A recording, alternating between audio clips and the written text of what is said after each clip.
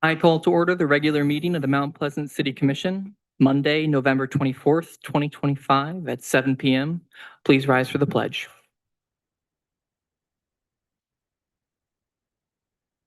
I pledge allegiance to the flag of the United States of America and to the republic for which it stands, one nation, under God, indivisible, with liberty and justice for all.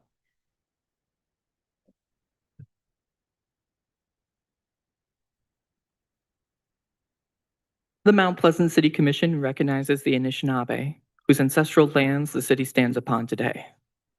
We acknowledge the Saginaw Chippewa Indian tribe and recognize that the three bands of Ojibwe, Saginaw, Black River, and Swan Creek, have resided on this land for over 200 years.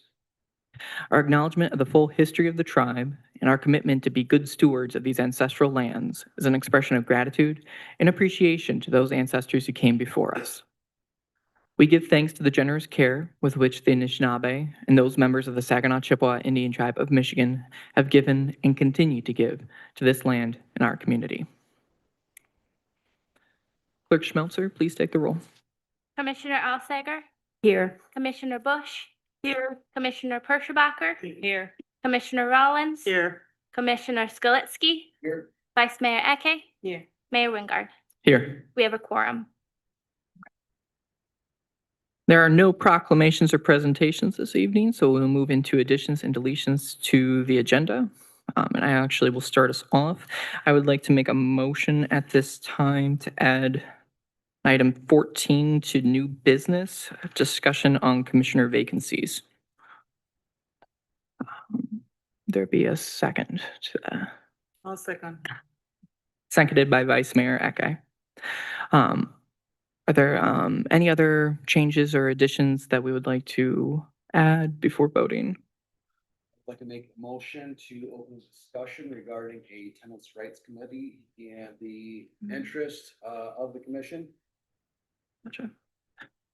It's item 15 for the agenda.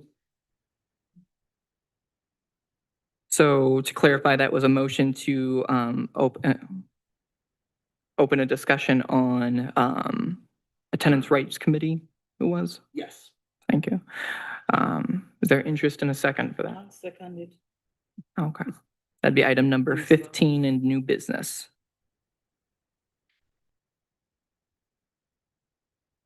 Okay.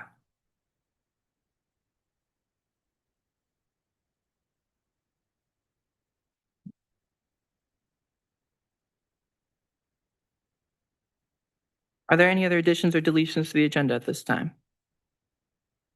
Not seeing any. Is there a motion to approve the agenda as presented? That we approve the agenda as amended. I'll second that. Thank you for the corrected motion there. There's a motion to approve the agenda as amended, and it was by Vice Mayor Eke and seconded by Commissioner Alsager. All those in favor of the motion, please indicate by saying aye. Aye. Those opposed, please say nay. Motion passes. All right. At this time, we are going to move into public input on agenda items. If you are a member of the public and would like to comment on an item on the agenda, please step up to the microphone.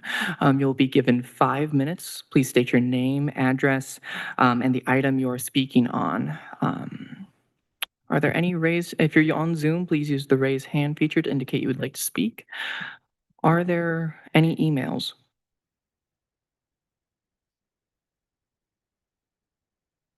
There are none. Okay, are there any raised hands on Zoom? No raised hands. Gotcha. Is there anyone in the audience who would like to give public comments on any agenda items at this time?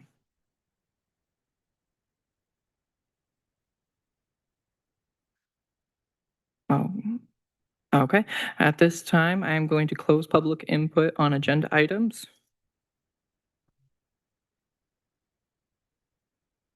We got some stuff. Okay, we got a couple. Without objection, we'll reopen public input on agenda items. Can you hear me? Yes. Mhm. Okay. Oh. I'm Gisela Moffett, and I live at 1101 Watson Road. I have already spoken several times before the Planning Committee and the City Commission on the issue of rezoning the corner of Crawford and Broomfield from the residential to mixed use. The last time was December 9th, 2024, a week shy of this meeting. And I'm disappointed that the vote of the city commissioners at that meeting is being questioned. All but one are the same commissioners who are being asked tonight to change their minds, thereby undermining their own convictions and credibility. I'm here to speak against the proposed rezoning plans. In the past, I shared my concerns about the disastrous effects on our neighborhood.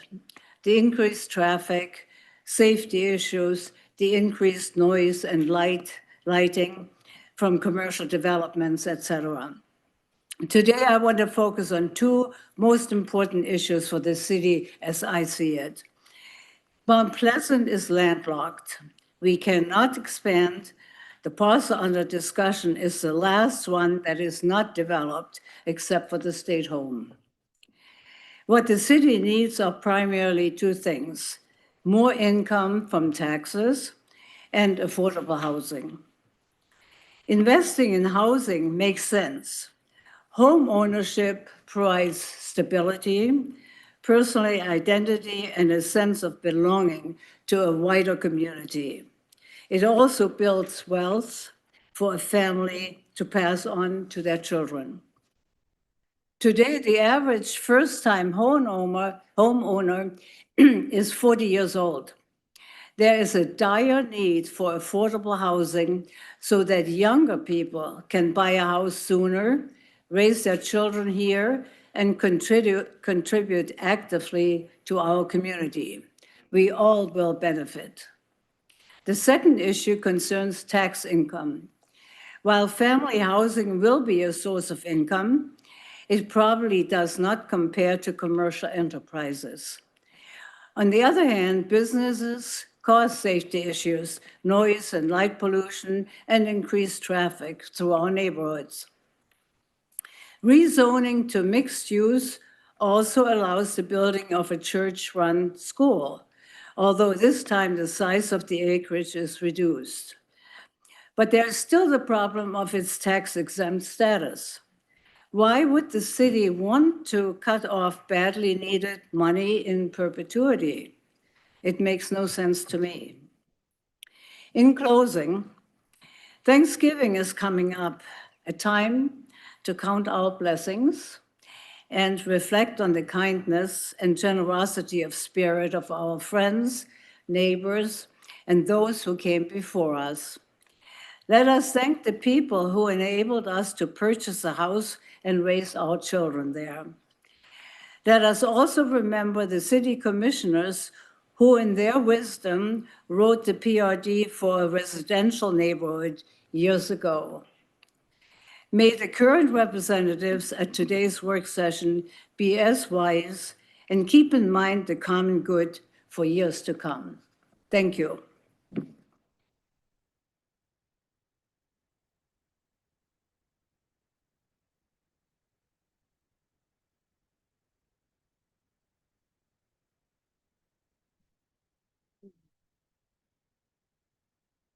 This is the picture of what we're talking about.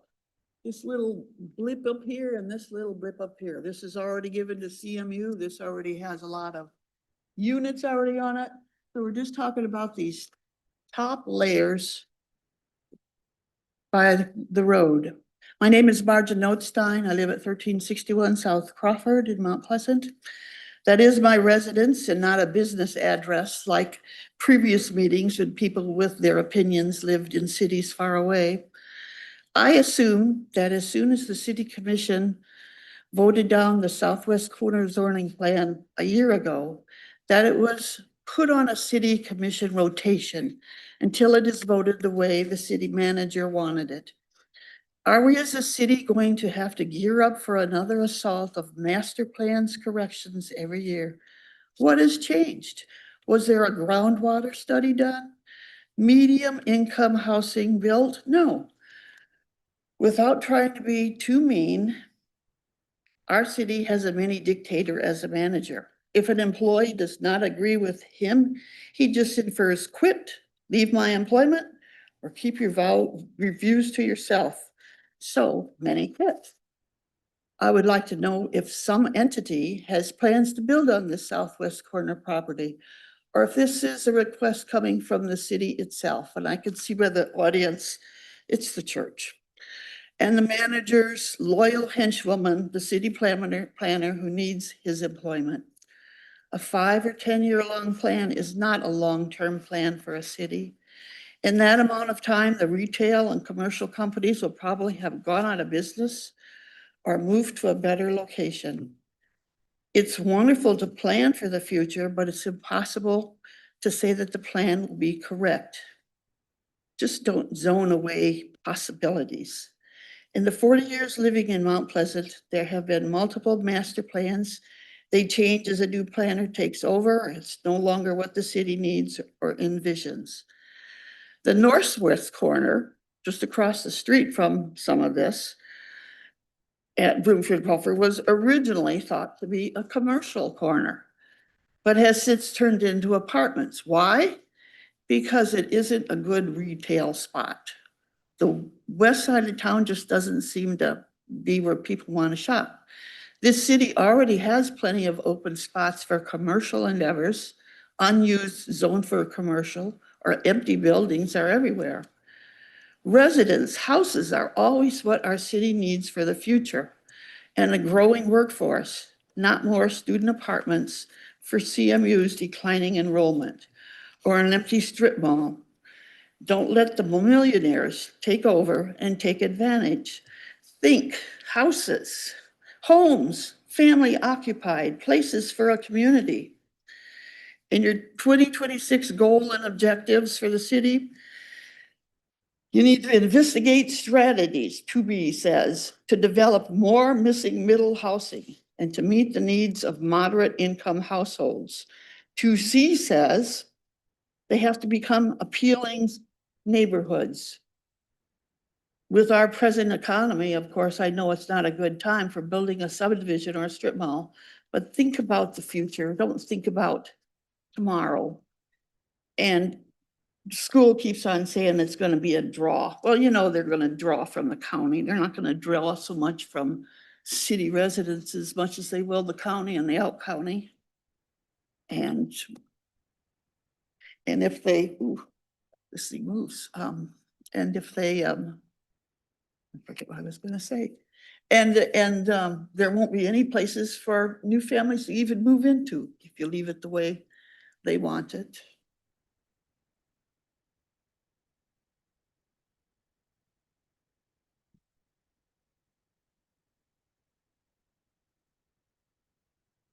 My name's David Kerr. I'm living at 2485 East Broomfield Road, and our access to our places in the township are through Redbridge Road, which intersects to Broomfield Road. I appreciate the concerns of the people in Swan. The last time this was up for development, I was in opposition to the development. At that time, the proposal was to do something which would have turned this land into double the population of the city of Shepherd. Fortunately, that failed. And there is a planned unit development there now. Personally, I think this land has to be developed, but it needs to be developed responsibly. And whomever came up with this idea to have people get together who were opposed and for, congratulations to that person. I don't think I've seen that done except for the late 1960s. Traffic is a very important thing. And the problem here is, as I see it, we have three jurisdictions: the city, the township, and the road commission. And of course, each public body doesn't want to spend any money. But what they should be doing is what is being done here tonight. They should be talked together to the very substantial increase in traffic on Broomfield Road. With the new Lincoln Bridge, the improved road, which is number one now. So most of the truck traffic, which used to go down High Street, now it goes down Broomfield Road. That needs attention. And rather than wait till somebody is hurt, that should receive attention with respect to this plan. It does seem to me that Article 5 of the zoning ordinance will give lots of protection for people and input. And the plan unit development has to go by the by in order to move forward. But it doesn't move forward into a vacuum. It moves forward into constructive and perhaps good ideas for the future. So I would encourage positive thoughts about resolution of the issues and good, responsible discussion about how this could come about and how the concerns of people can be met. Thanks a lot.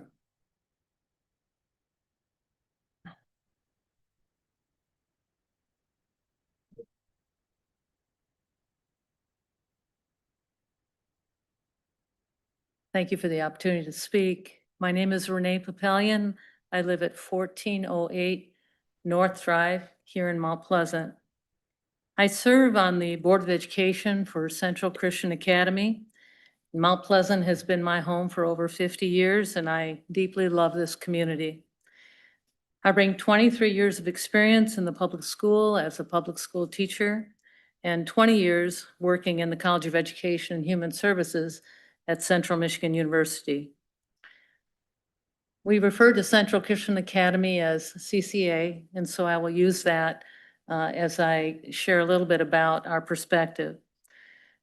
Our journey began a little over 5 years ago with a desire to find suitable property to open Central Christian Academy. In year 4 of that journey, after countless reviews of properties and buildings, we connected with Ed Peters, the property owner on Broomfield Street. Through that connection, we built an excellent relationship and a shared desire to see CCA have a permanent home on the Broomfield property. I can say without hesitation, we have looked everywhere within the city to find a suitable place in order to build the school. We also listened closely to comments raised last year during the initial zoning process.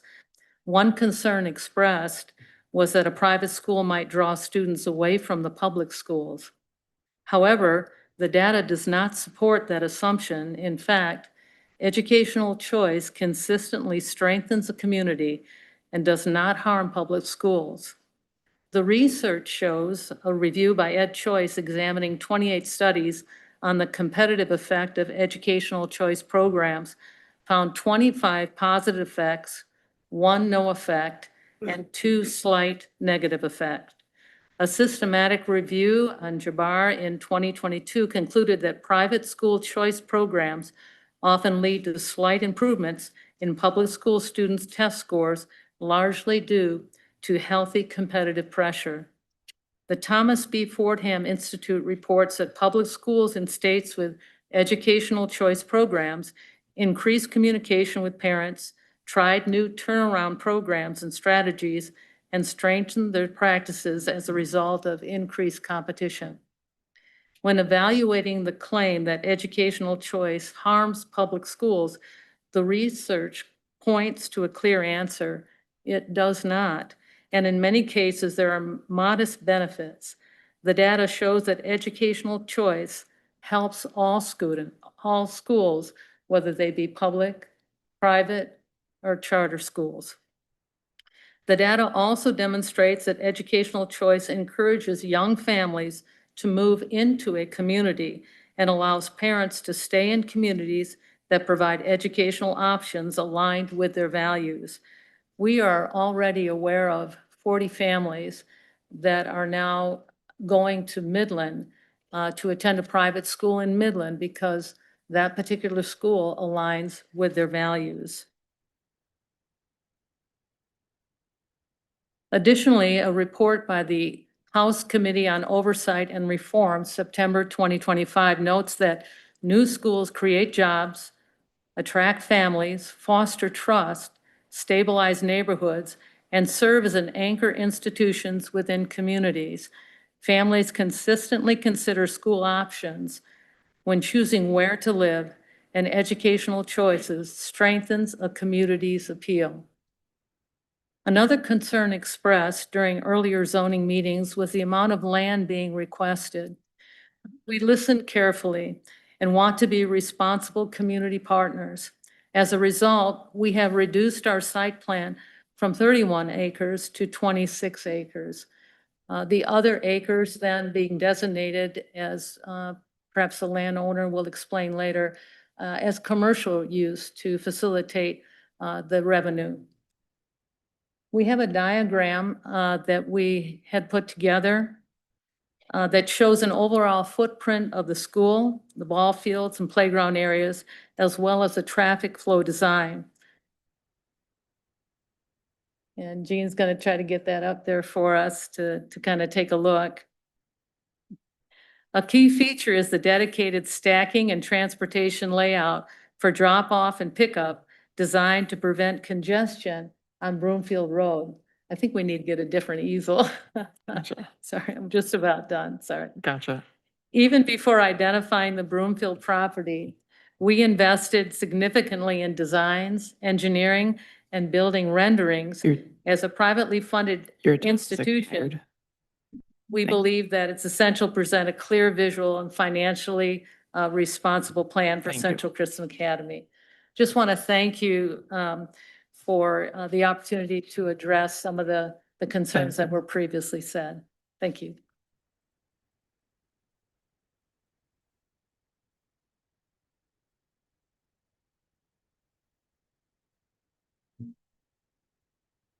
Good evening. My name is Steve Colorelli. I live on Center Drive, and I'd like to make 3 points.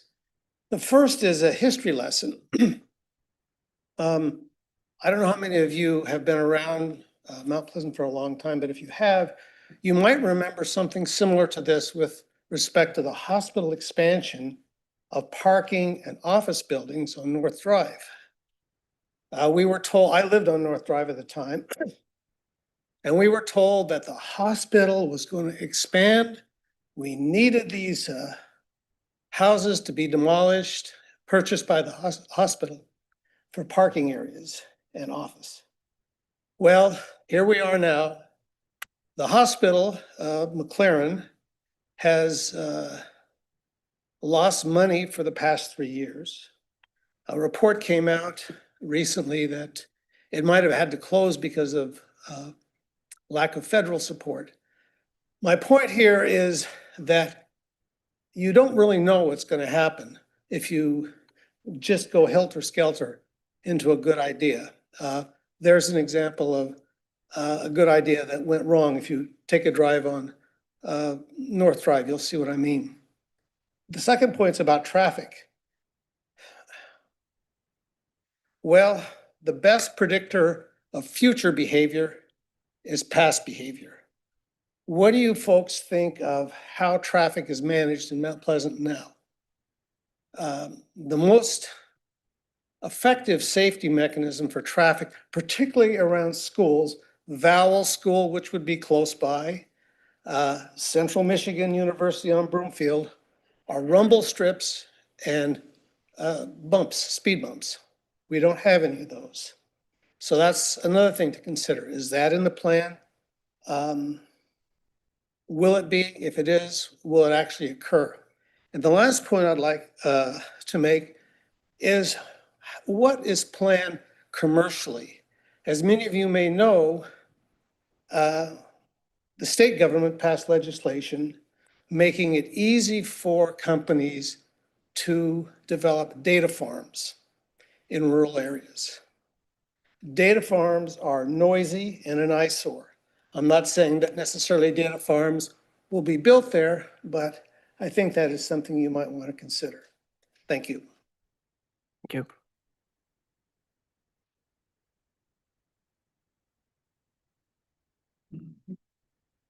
Mhm. Before you begin, if there's anyone else for public comment, would you please make sure to form a queue so we can keep things moving this evening? Hi there, I'm Susan Bernard. I live at 1523 East Gaylord. And I'm reading a letter on behalf of David McGuire, who is unable to be here. And it says, "Dear Commissioners, my name is David McGuire. I've served on the Mount Pleasant City Commission, Planning Commission, and currently serve on the Zoning Board of Appeals. I've been in the real estate business in this community for over 40 years. This letter is intended to share some perspectives and history that some of you may be unaware of or have not considered. First, addressing the PRD, the principal reason for this meeting, the question at hand seems to be, should we end the PRD? And absent any outside influences, and I will address outside influences later, in David's humble opinion, this seems to be a no-brainer. The PRD has been in existence for decades. The only development that has occurred is a large apartment complex. This was not the intent of the PRD when it was established, and I believe it is time to admit that the experiment did not work and move on. Now to address outside influences, we are all aware of the existence of a neighborhood group who, in my opinion, has had undue influence on the development of the property in the city south of Broomfield and west of Crawford. There are several reasons why I feel there is undue influence. First, let's start with the assertion that this property is in their neighborhood. Broomfield is a major street, which to most people would indicate a separation of neighborhoods itself. Not many people consider Arnold Street and Anna Street to be in the same neighborhood. These streets are much closer together than the neighborhood and the Crawford and Broomfield property. Second, there is a significant buffer of apartments between the neighborhood and Broomfield. I do not believe anyone other than the group would consider this to be in the same neighborhood. Some of the neighborhood members who have expressed concern over this property in the past live closer to Island Park than they do to Crawford and Broomfield property. This group has worked diligently to thwart any progress on this property. Years ago, they were against a plan that would have had a 9-hole golf course and condominiums and apartments around it. The plan was not approved, so we got the apartments. The condominiums were built in Union Township on either side of Lincoln Road, north of M20, and that is a significant tax base that we lost. I attended the most recent Planning Commission hearing on the removal of the PRD.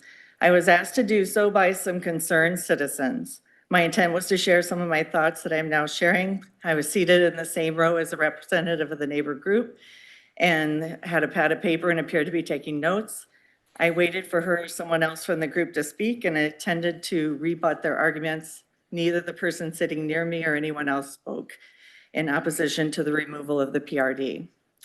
I learned a long time ago not to oversell something. It's appeared to me that the vote was going the way I wanted, so I didn't speak. I have no need to hear my own voice. The fact that no one from the neighborhood spoke at that meeting was a bit perplexing to me. Perhaps they felt they had a better chance of convincing the city commission to strike down the planning commission's decision. This seems akin to judge shopping to me.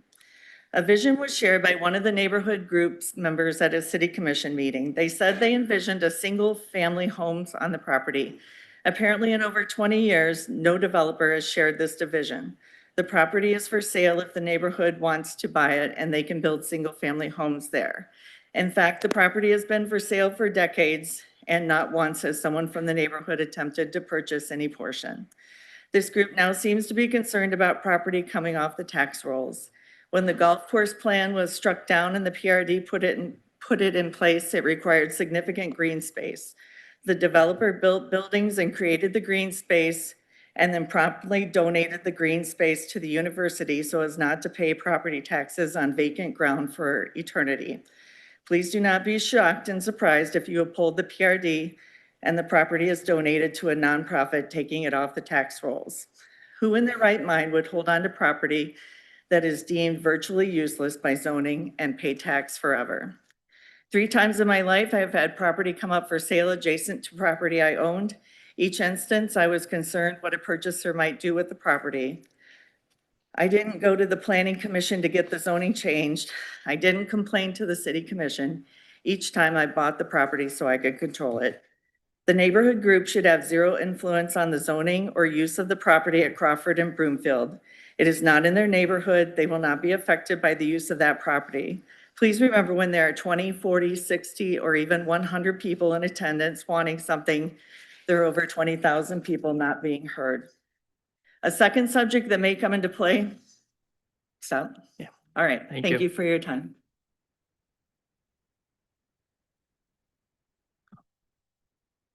And we have, unless someone queues up, I'll consider this probably last comment for the evening.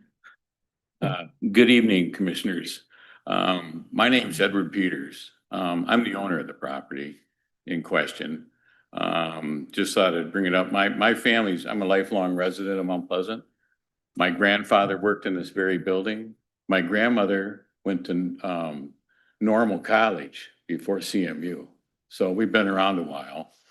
And I purchased this property in 1996 with the intentions of building something that it would dovetail in with the community and something we could all enjoy and of course, we want to make a few bucks too. But anyway, we've been stifled ever since. We were talking about tax base. In 2006, we worked really hard to bring a PRD accessible project with a golf course, condominiums. It would have created $17.5 million worth of tax base 20-some years ago. So you can figure out how much the city's lost over this. The condominiums that they were brought up on Lincoln Road, I built one of those projects. My partner, who was also involved in this, built the other side of the street. So that is tax base. It literally walked away from the city. We planned on building all this stuff on Broomfield and Crawford.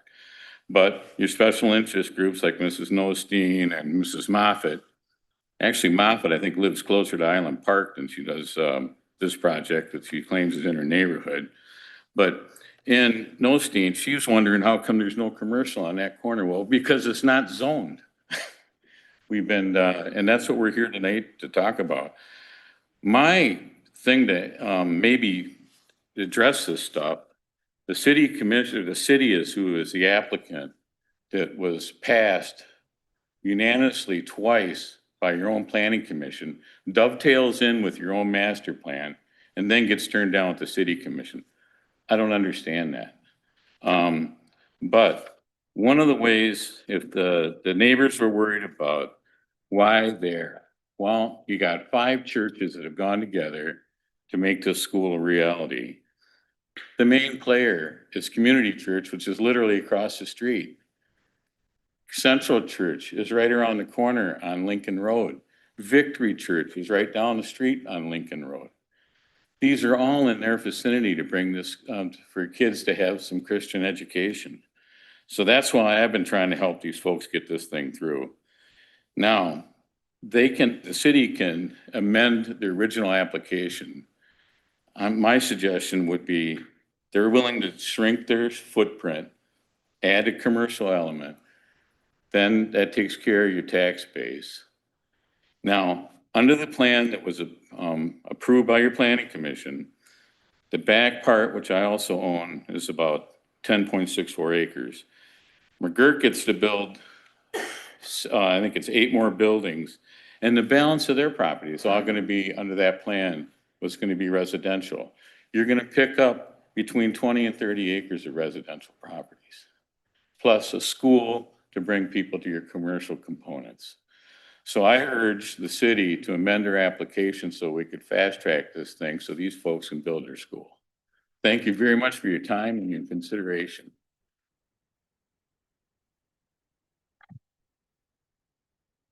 Okay. No one else in queue to give public comments. Was there any raised hands on Zoom at this time? There is one raised hand. Thank you. Hello, my name is Joseph Carrion. I live on 109 North Arnold Street. I want to talk about the rezoning of the PRD. I do agree with one of the past speakers that the PRD is a failed experiment. As someone who is not from Mount Pleasant, just looking at the history of this, we have to move on from the PRD. We have to do something. And the speaker who was speaking on behalf of the ZBA member hit the nail on the head. You know, if you live next to a zoning that's commercial or could be commercial, you don't get to dictate what that does. At the end of the day, there are decisions that I don't like, but decisions that are needed. As someone who's an atheist, I can say that I'm full support of this private Christian school. I think this is a win for our community. It's very clear that there's enough people that want this. And I do, yeah, just that's it. I'm in favor of it. Thank you. Okay.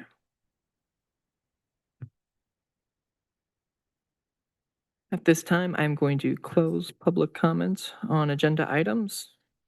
That will bring us to the first item on this evening's agenda, our joint work session with the Planning Commission and property owners to discuss alternatives to the proposed zoning map amendment Z2401 for the 5 properties located southwest of Crawford and Broomfield.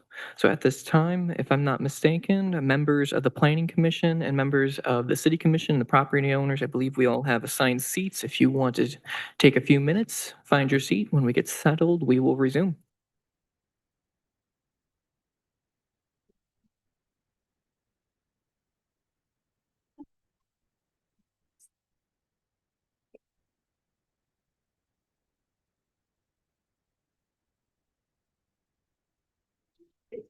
I think they have papers up front for all of us.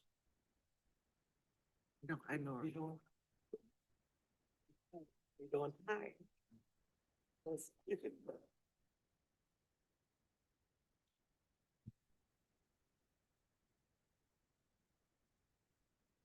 Two. One button. Morning, your name right across there. Good, thank you. Rachel here. I think she's fairly new then.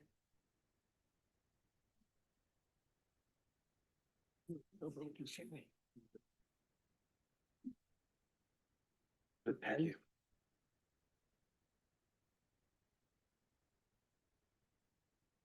We're cutting down on the printing.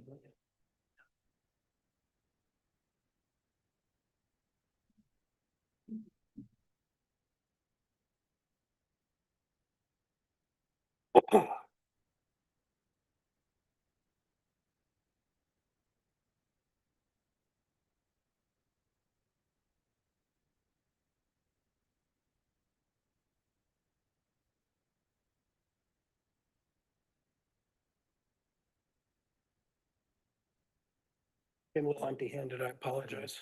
Usually got a pen. Ben, here you go, Fabian. Yeah, my name's Mary. Oh, I'm Dave. Nice to meet you. Yeah.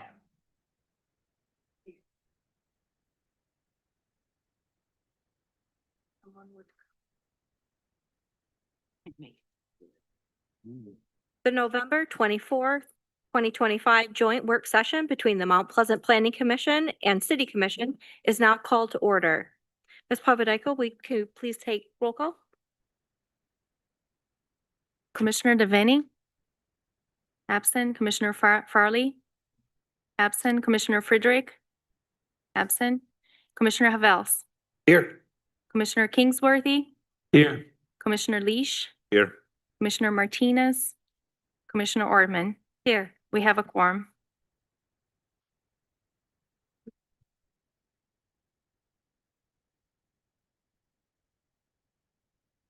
Clerk Schmelzer, can you take another roll call for the city commission for the record? Commissioner Alsager, Here. Commissioner Bush, Here. Commissioner Perkybacher, Here. Commissioner Rollins, Here. Commissioner Skiletsky, Here? Vice Mayor Eke, Here. Mayor Wingard. Here. We have a quorum. Thank you. All right, at this time, we're going to be handing it over to Jason Ball, who will give a brief introduction of himself and then begin this work session for us. Good evening, commissioners, both City Commission and Planning Commission. I'm here with my colleague Suzanne Schultz. We're glad to be here to facilitate this session this evening. Suzanne is going to start by just walking through some basic ground rules and information. Is If you want to put it on the computer. Yeah, we just had some slides to help guide us as we go. I just want to be sure that worked perfect. It looks like we're good. So with that, I'll turn it over to Suzanne. She's going to do just some basic housekeeping as we get started. I believe I would just emphasize as we go through this tonight, if at any point in time you have questions or want to talk as we're going through it, please feel free to interrupt us and do so. Yeah, I'll just second that. And then for members of the audience, you're like, who are those people standing up at that podium? Just a little background, we're from Progressive Company. So I'm the urban design and planning practice leader. I started the practice 6 years ago at Progressive after 20 years at the city of Grand Rapids. We never had any controversy like this, right? Never. I'm kidding. And then 6 years in private. And Jason also has 16 years in planning. And so we've been planning across Michigan in big cities and small communities and townships and villages. But then also studying policy. For example, the Michigan Association of Planning had us write the zoning reform toolkit for housing. We're working with Detroit Regional Partnership on a toolkit for industrial development. And we represent both private developers as well as communities. 80% of our work is with communities. So that's where our heart is. But it's also important, we think, to understand the development side of it as well. And we also do corridors. So the Mission Street Corridor Plan, as you've gotten to know Jason with that work and understanding development, your master plan, your zoning ordinance, how all those components work together to shape the community. So we're familiar with Mount Pleasant. We've looked at all of your data. I think one of the most notable things that was surprising, and we talk about CMU's population declining, but you've actually been holding your own. Your population, your demographics are changing, and those units are filling now with families and other individuals. It's not all, what used to be student housing is transitioning to other types of housing for different types of households. So that's really good news. And just wanted to compliment you on that. And that really takes vision and diligence. There's a lot of Michigan communities that are struggling and trying to figure out how to train and attract people into their communities. So I think that's an important kind of just table setting that you need to keep in mind, because there's a lot of optimism you should have about Mount Pleasant. And how you think about growth and development in the city is also really key to, I think, this conversation about how do we reduce barriers for development, right? But to get what we want, right? So it's not without conditions, it's not without expectations as a community and what you want for your city, but it's understanding that when you're stuck, you're stuck. And in this discussion, you're kind of stuck. You've had a couple decades with this PRD, and so how do we get unstuck so then you can have more productive discussions about what the uses should be and where they should go. So the setting the stage is the first part. We're going to also cover the property owner's perspective. We've talked with all three property owners, and then give you some options for moving forward, and then encourage you to have some discussion with us. So this is a workshop. You got the little picture of a workshop. So I don't know if everybody's workshop is that nice and tidy, but workshops, you can kind of get a little messy. So this may not be a perfect conversation. We know that that's part of the dialogue and making decisions that are tough and covering kind of these thorny issues. And so how do we address these outstanding issues or questions that you have regarding this question? Really fully understand the options. We've gone through that. We've had, consulted with legal counsel. There's been lots of conversations to figure out kind of how do we get unstuck, and then really trying to figure out how to chart a course forward. So as Jason mentioned, if you have questions or you need clarity on this, because it is sort of complex, please feel free to stop us and ask. Okay. And then we have ground rules. I forgot about the slide. Really, part of the ground rules when we're doing workshop, mutual respect for questions and opinions. There's no bad questions, right? That's how I learned so much about being a city planner, is I asked questions that I thought were really stupid of traffic engineers. And I learned about things like from the civil engineers about an angle of repose, right? You got to be able to ask those questions. So feel free to bring them on. We don't need to debate this. Like if there's a clarifying question that kind of helps you direct where we're going, let's try to keep it moving and moving forward. But then also acknowledging kind of doing nothing also has implications. You can choose to move forward or you can choose to stay put. Cities are organisms. They either grow or they start to wither. They do not stay the same. They do not stay static over time. Things change, and often it's not within your own control as planning commissioners or city commissioners how that happens. You're not in charge or control of what the enrollment is at CMU. You're not in charge or control of where ITC is going to put a main transmission line. There's all these things that come into play. So just acknowledging that we've got to be able to kind of do the best you can with what you've got. And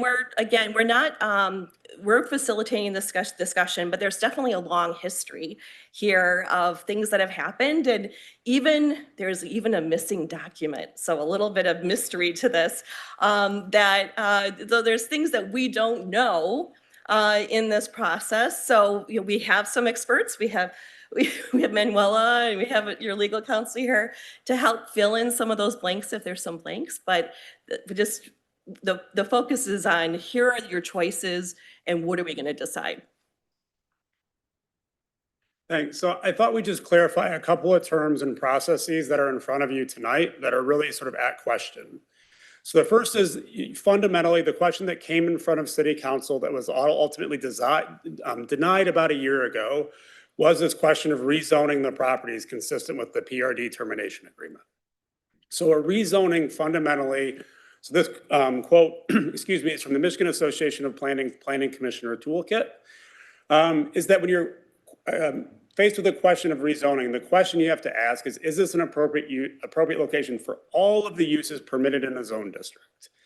You are not approving any particular development or use when you approve a rezoning. You're approving a zone district, and that zone district comes with a basket of regulations and options attached to it. That process then of doing development comes with your planning commission as you go forward. Just to clarify, this is your current zoning map. This is the map that dictates where in the city you are able to legally develop in a variety of ways. The question in front of us is that bottom left-hand corner, sort of very light taupe colored parcel. You can't read the key, but it says planned residential development. It is the only property in the city that is still designated this way. There are no other planned residential development parcels remaining in the city, or multiple parcels, excuse me. I think you'll hear talked a lot about is future land use. So we'll talk about in the city's plan, there's a future land use map. That map designates how things should be developed in the future, what our desire is for particular locations. Fundamentally, the reason you have a master plan is because state law says you have to.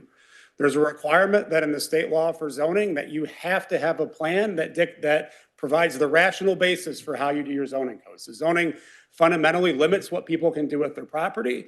And so if you're gonna constrict somebody's rights, you have to have real good reasons and rationale for doing that legally. Your plan is those reasons and rationale, and your future land use map is the detail. So this is, again, zooming into your future land use map, how this area is designated today. So rather than the planned residential development in your zoning code, which is one classification that relates to this agreement that was established many years ago, in your master plan, you've taken a more nuanced approach and said, here's how we'd actually like to see this portion of the city developed. Whether it's as residential, attached residential, or a low sort of intensity mixed use. So in your master plan, the left-hand side of this slide describes what your master plan says about those three colors, right? So our yellow residential, our orange attached residential, and our red mixed use low.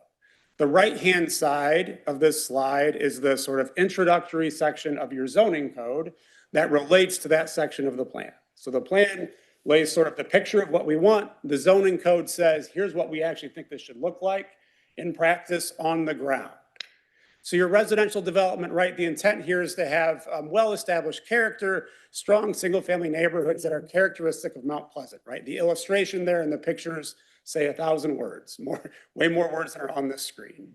The intent here is we want to be sure that development of vacant lots within this classification occurs with the character and development pattern consistent with the older structures and development patterns in the city. And there's really great connections for pedestrians and bikes, folks not using a car.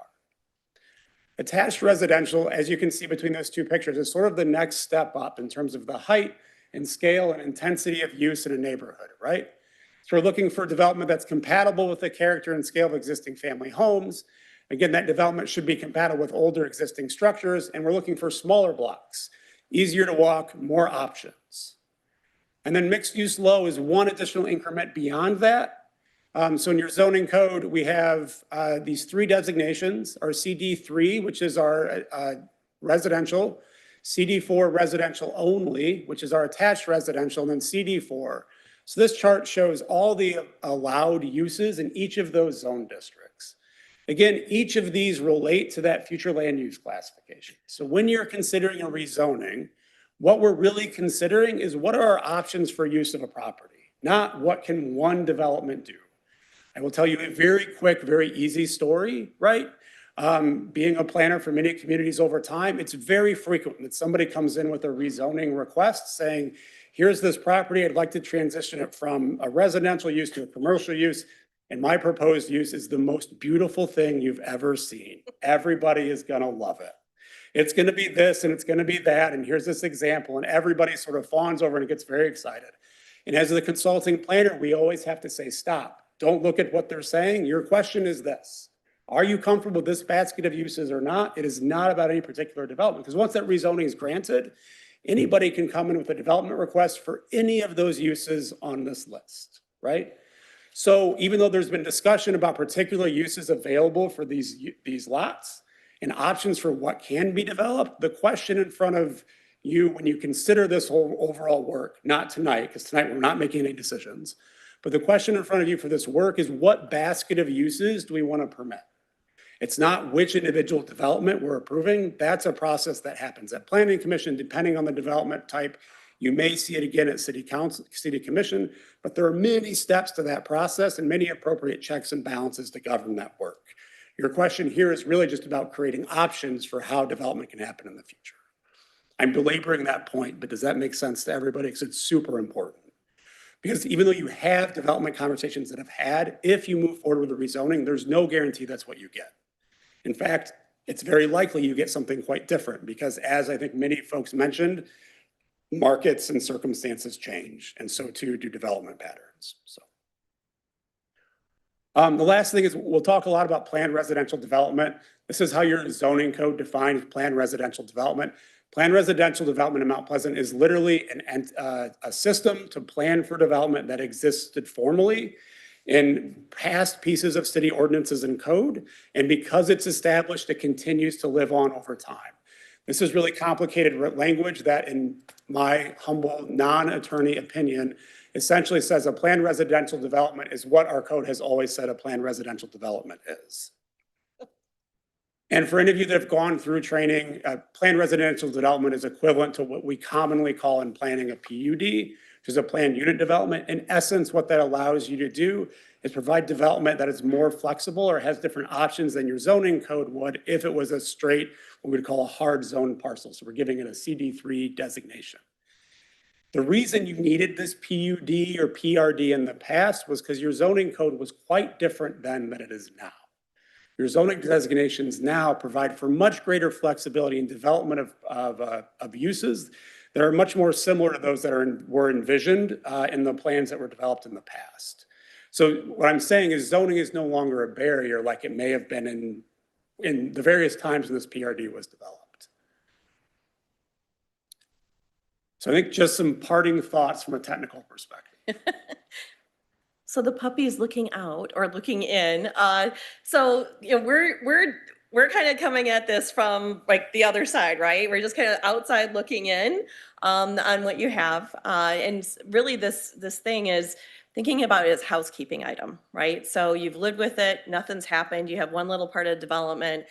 The agreement is weird because like everybody has to agree. You've gone through this before and looked at this and had this discussion. So you know, like you're all kind of bound together and nobody can get separated from the other to be able to move to do something else. So we've got this. So this is really a housekeeping item. It is not deciding the specific land uses. It's only considering, for this purposes of the discussion, the zone districts. But it is complicated. So it's part of a multi-step process. So if you have this discussion and you decide which action you want to go forward with, assuming that do nothing is not the action, you're going to have other checks and balances down the road. There was discussion about members of the audience, about a school. As Jason mentioned, it could be any number of things allowed in that zone district. It's not just a school. You're not approving that request. That's not part of the discussion. So, and I have my own little story about Mr. Burger and Burger King, if you want to hear it, about a community thinking they were getting Mr. Burger. If anybody's familiar with Mr. Burger in Grand Rapids, no. Everybody loves Mr. Burger. And you can get breakfast, family-owned business. Everybody loves the drive-through at Mr. Burger. It's just great. They convinced them that we're doing Mr. Burger. Mr. Burger sold to Burger King in Jenison. So you got a completely different thing, but it was a burger restaurant with a drive-through. So that's how fast things can change. So that's why you always want to think about the use and not the owner or not what the request is going to be. So, but we want to encourage you to avoid the temptation of doing nothing. And Jason asked me to throw this in, but this is coming through my experience at 20 years in Grand Rapids, looking at how do we facilitate development and investment. Tax base was mentioned. And I just want to emphasize to you that making these choices is important. It's important for your tax base to be able to provide the services that your residents are expecting, whether it's parks or police. It's important because the more people you have, the more vibrant your community can become. These are more heads and beds to support your local businesses. And really trying to do that though in a way that's very intentional and that you have expectations about. So that's what your master plan does. That's what your zoning code does because you have a form-based code. So you have those expectations built in. So it's just those things to think about as you're talking about it. It's pretty amazing that you have this much undeveloped land in the city. But I will say, so the joke that I always use is when I led the master plan process in 1999, and they said we're 98% built out. Grand Rapids is 98% built out. You know what Grand Rapids is today for being built out? 98% built out. $8 billion worth of development later. So a city is like an organism. It is constantly changing and growing and moving and shifting, and things get demolished and things get rebuilt and land gets repurposed and you figure it out.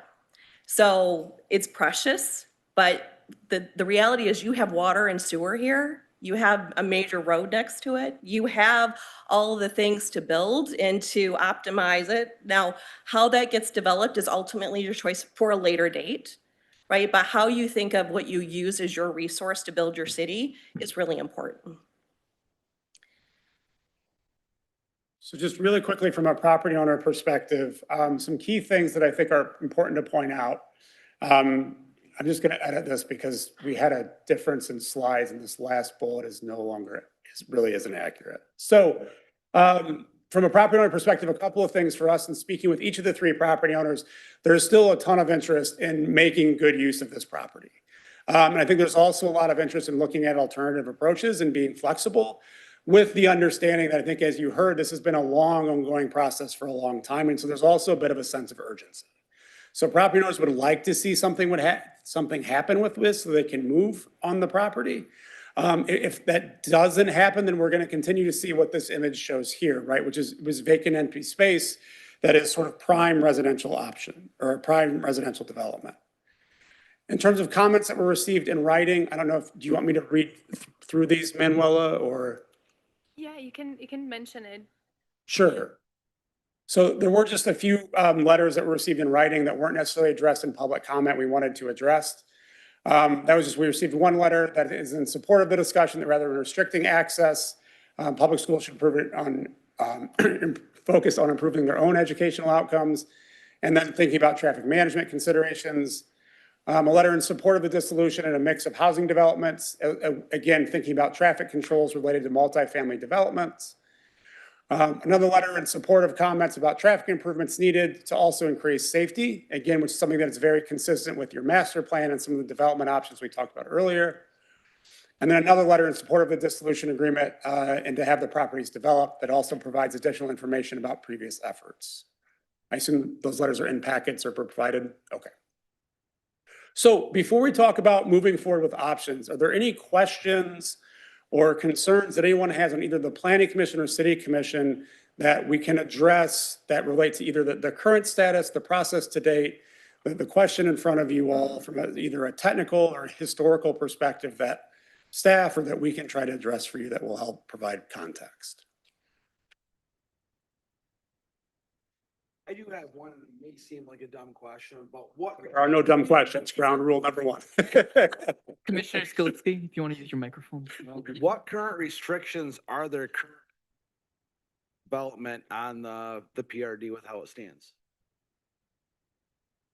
So the PRD, the way it stands, it's an agreement from 2000 based on a conceptual plan that got approved back then that has multiple uses for the property, but basically the parcel that's owned by CMU to be just open space or a golf course.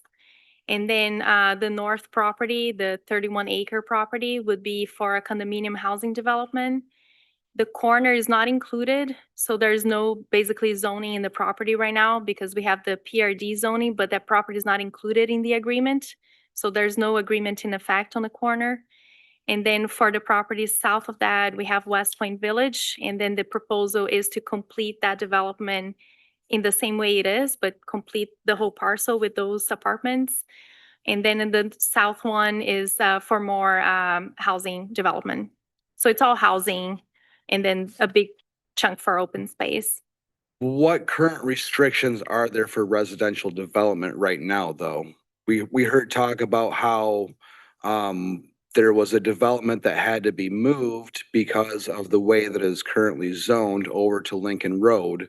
What in the PRD would have restricted that from being developed on Broomfield or on Crawford? It's the process that is the barrier. So anytime that someone wants to build something on that property, on any of those properties, it has to come first to the planning commission for approval and then to the city commission for approval. So folks have to spend a lot of money in pre-development to build site plans and then get those approvals. And historically, they got into denials along the way. And that also includes fees to attorneys that have to then amend the actual agreement to fit the precisely proposed site plan at the time. But essentially, it's the same process as what we're doing right now is what would have needed to be done for the development on Lincoln to be placed on Broomfield or Crawford. If the PRD stays in place, it would be what I just described, the procedures. So first, developer has to build a site plan with an engineer and then come for the commissions, both commissions, for the actual approval. Essentially the same thing that we're doing here tonight. So tonight, we're just discussing, and the next step would be to do the rezoning, which will have to go to 2 commissions. So it is the same steps in that manner, but then it never comes back, right? Or you could rezone it in the future, but once you rezone it, you have all the list of uses and development, like how you regulate the shape and form of development. So you're giving that signal that that is going to be approved. With the PRD, the commissions may just provide discretionary review at the time and keep saying, we don't like this, come back with something else. And then money gets spent without an actual and understanding that it can be approved. So it's basically the difference between PRD and hardline zoning. Mhm. Are you done with this? Okay, good. I think so. All right. I noticed that we have 5 properties identified here. And the West Point Village LLC, 48.24 acres has structures on it already. So why is this included if that is not in contention? I read through this and I can't figure out why it is included in the conversation we're having this evening if that particular piece of property is not in contention.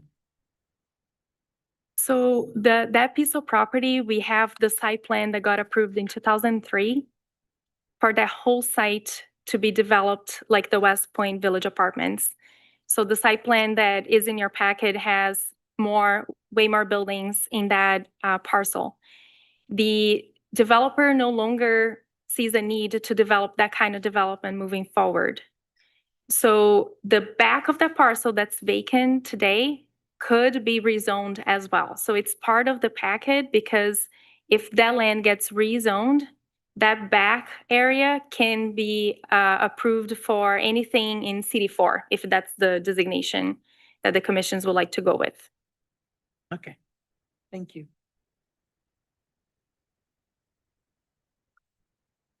Any other background or process-oriented questions? Can you put back up the different zoning, the CD3, CD4? The list? Yeah, the list. That we basically have an idea of which one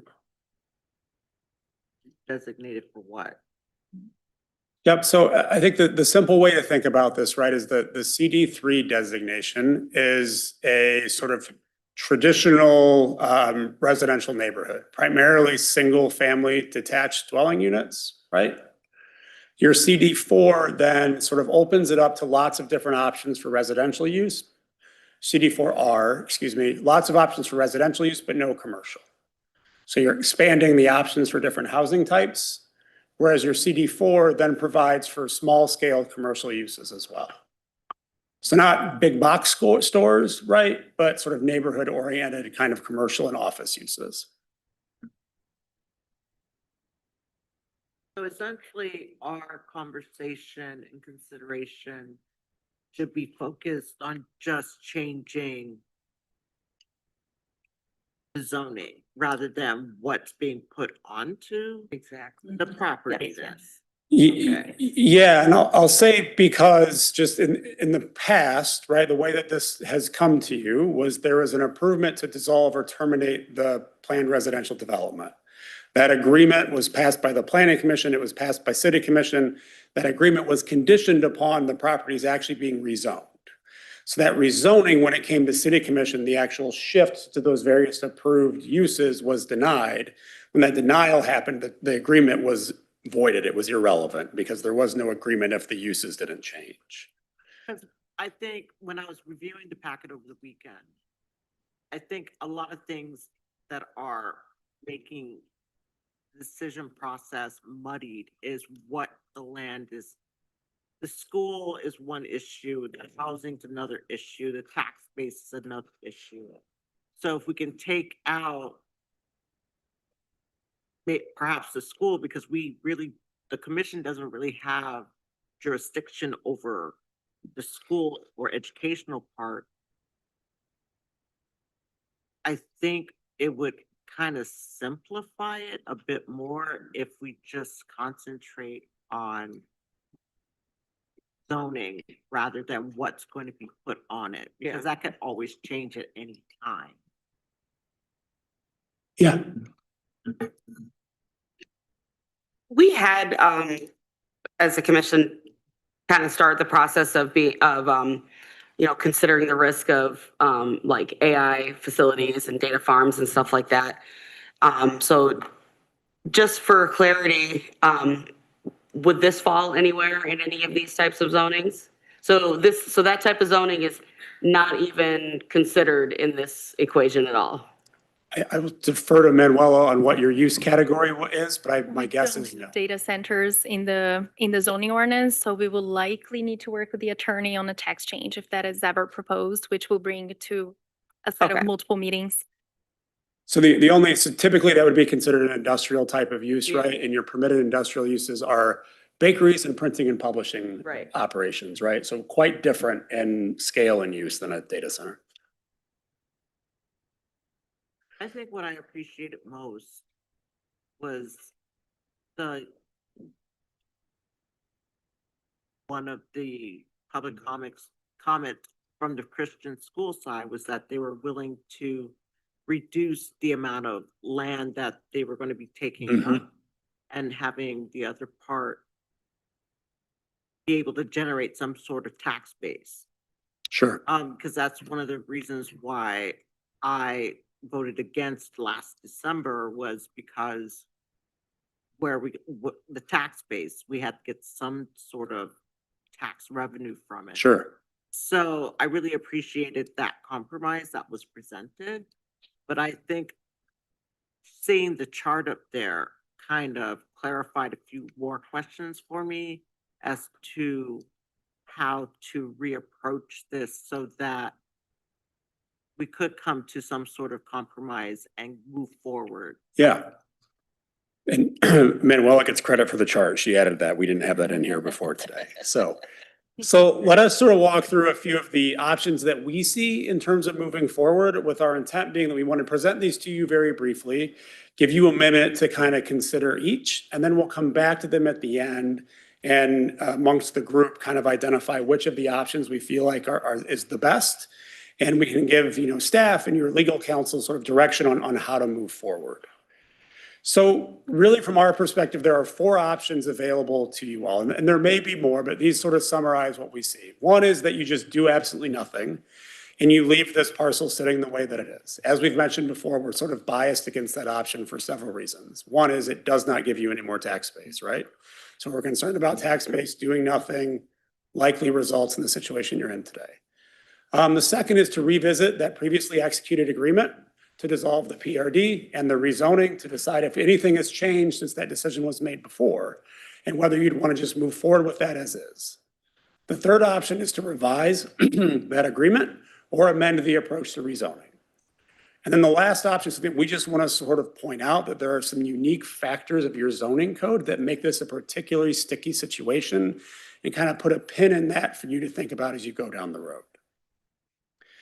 So the doing nothing option, really, your development options are limited to a PRD agreement that originated back in 1980. It doesn't necessarily have a clear development plan for the site that's existed. As Manuela mentioned, it was amended in 2000 and has been since amended and through various sort of legal questions since that time. Fundamentally, this is the property as it exists today, right? We have the West Point Village development that was partially developed on the eastern portion of the property. The rest of the property is currently farmland or vacant, unused farmland with some wooded area to the southeast. This is the full site plan for the West Point Village development. This, again, as we've heard, is no longer the intent. They sort of want to finish out these parts that they've started and then open up other options for the rest of the property. This is, again, another version of previous development options that were proposed for the site.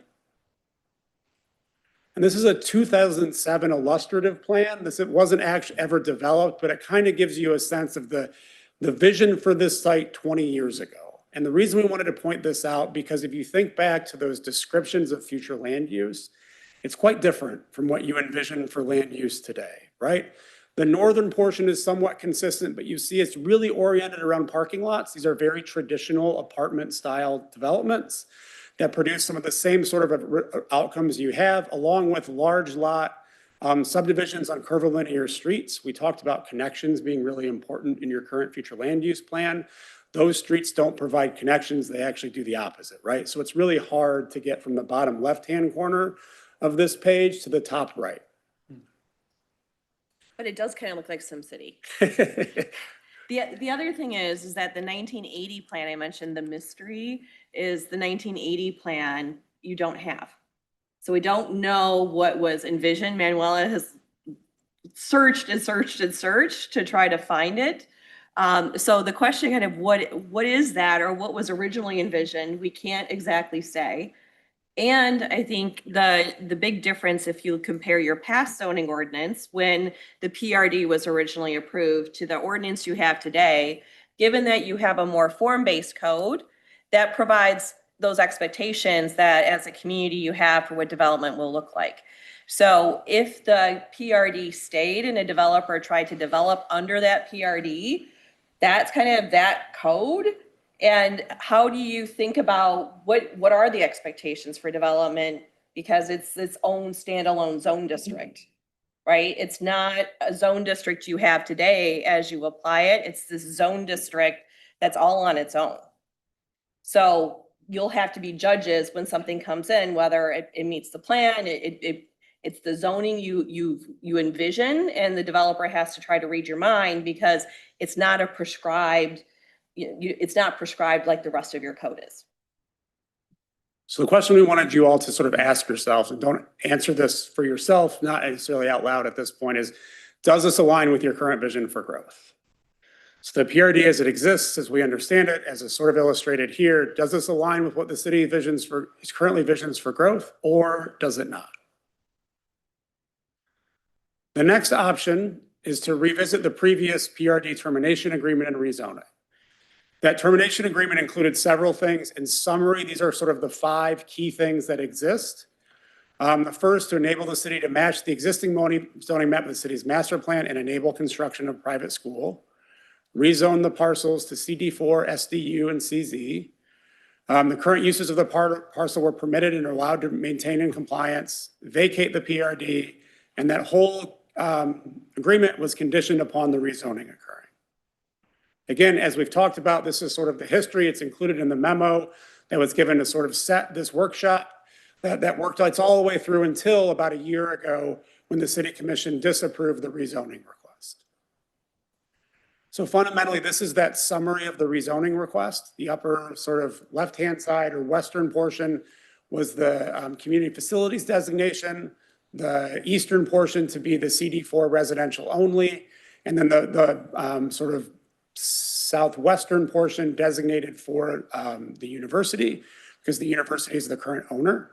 The CD3 in parentheses there just indicates if any university land transitions back to private ownership, that's the that's the zoning designation that's established. And just because there's a bit of, I can see some contention or discussion arising up around this. The reason we're not marking the top right corner at this moment as part of this discussion is because that's not actually in the PRD currently. So that top right corner, we could just rezone it separately and everything as if we just decided to consider that separately, but we're not it's not labeled as commercial for this illustrative purpose because it's not actually in the PRD It's that we're not- discussing. Yes, not tied to the PRD dissolution agreement. So it could be 2 separate actions. You could package it all together. You have flexibility. Okay. But yeah, just because it's not labeled up right there, we're not trying to sneak anything through or anything. We're just focused on the PRD in this illustration right now, the actual agreement properties is my understanding. I would like to get consensus on the corner too. Very much because, so, but I just wanted to I think clarify. just as a goal, it would be hard to just leave one little parcel as a PRD. We don't even have the zoning code to address future PRD agreements. So I would like to include it. It's not included here because we're talking about the PRD dissolution. Yes. Yeah. Thank you, Director Paladino. And so the question we wanted to leave you all with this is, has any conditions changed? Or is there new information that would cause you to reconsider that request from 2024? Just leave that with you for a moment. If the answer is no, that's fine, but that's kind of the thing we wanted to leave you with is before we move on and say we want to amend it, it was just if there's anything you want to reconsider. Yes. I believe that there is. The city is looking to conjoin a couple of rail trails through that area, which will considerably increase the pedestrian foot traffic. Thank you. That's good. So the third option is to revise that PRD dissolution and rezoning approach, right?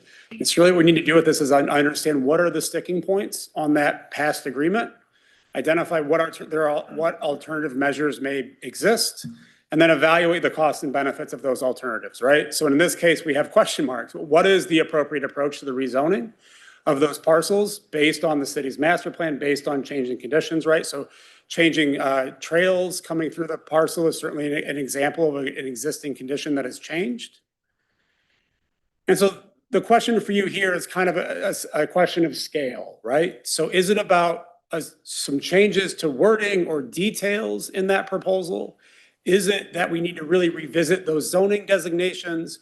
Or do we need to sort of scrap the whole thing and start over? And so I think as we think about how to move forward, being able to provide staff and council with direction on where do you fall is really important. We don't necessarily have to detail the exact word that has to change tonight, but understanding, are we pretty close? Do we have some work to do? Or, hey, just start over. At least gives us a sense of where to go from here. And then lastly, just because you asked, we just want to point out an element of your code that makes this conversation especially tricky. And that is that you have what's called the civic zone designation in your zoning ordinance. And that essentially says that there are certain parts of the city that can only be used for these purposes. Most zoning codes, not all, but most, allow for those uses within established residential and commercial neighborhoods. The reason for that is things like schools and religious institutions and community centers are sort of anchors and form fabrics of neighborhoods. And so you want to think about how they relate to all the pieces that sort of form a great place for people to live. By separating this out, your code then has some requirements that for parcels of a certain size, they have to designate a space as civic zone. So in essence, to be sure that if a parcel is big enough or a property is big enough, like the one we're considering tonight, you're requiring a portion of it to be dedicated to that because you're not allowed to do it just with a standard residential zoning designation. That creates a lot of really difficult chicken and egg questions for you all. It also really sort of ties the hands of sort of future growth and change for those civic and institutional uses in the city. They are landlocked. They cannot move. And that can be a real challenge for those folks. And so something for you just to consider as you move forward. Our understanding is there are lots of reasons sort of behind this that are very reasonable. But as you think about moving forward, this is certainly something where if this designation was permitted within your other zone districts, a lot of the place where you're stuck here, you wouldn't be stuck because it'd be part of another process to go through that development review. I have a question regarding that. So if in consideration of the rail trail project, would a rail trail be need a civic zone designation? Good question. We'll need to look what the trail design looks like, but probably if it's not part of the thoroughfare, if it's a part of a park, like a linear park. But yeah, we'll need to look into that in more detail. And therein lies the civic zone challenge for you, right? Yep. Yeah. So, And I would just add that the intent behind it is to get green space, right? That you want, if you're gonna have mixed housing types or you're gonna have some density, you want pockets of green where you have building opportunities to build community and people to gather. You can get there in other ways with your residential zones, or whichever zone district, you can get there in other ways so that you're requiring some sort of public space or usable green space for those residents without having to have a separate zone district for it. So don't think that you're throwing the baby out with the bathwater, but there's just different approaches to do it that gives you that flexibility. As you're working with natural features or you're working with a rail trail, it allows you to take more advantage of opportunities as they arise without having to zone something specifically and go through that process. So with that, we enter our sort of discussion phase of the workshop. Yes, Aaron. My apologies. There's some discrepancy, I think, on the understanding of where that trail is going to be. We do have our Parks and Recreation Director who is here. I think it might be beneficial maybe to have him come forward just to help everyone understand as to where that trail is going to be.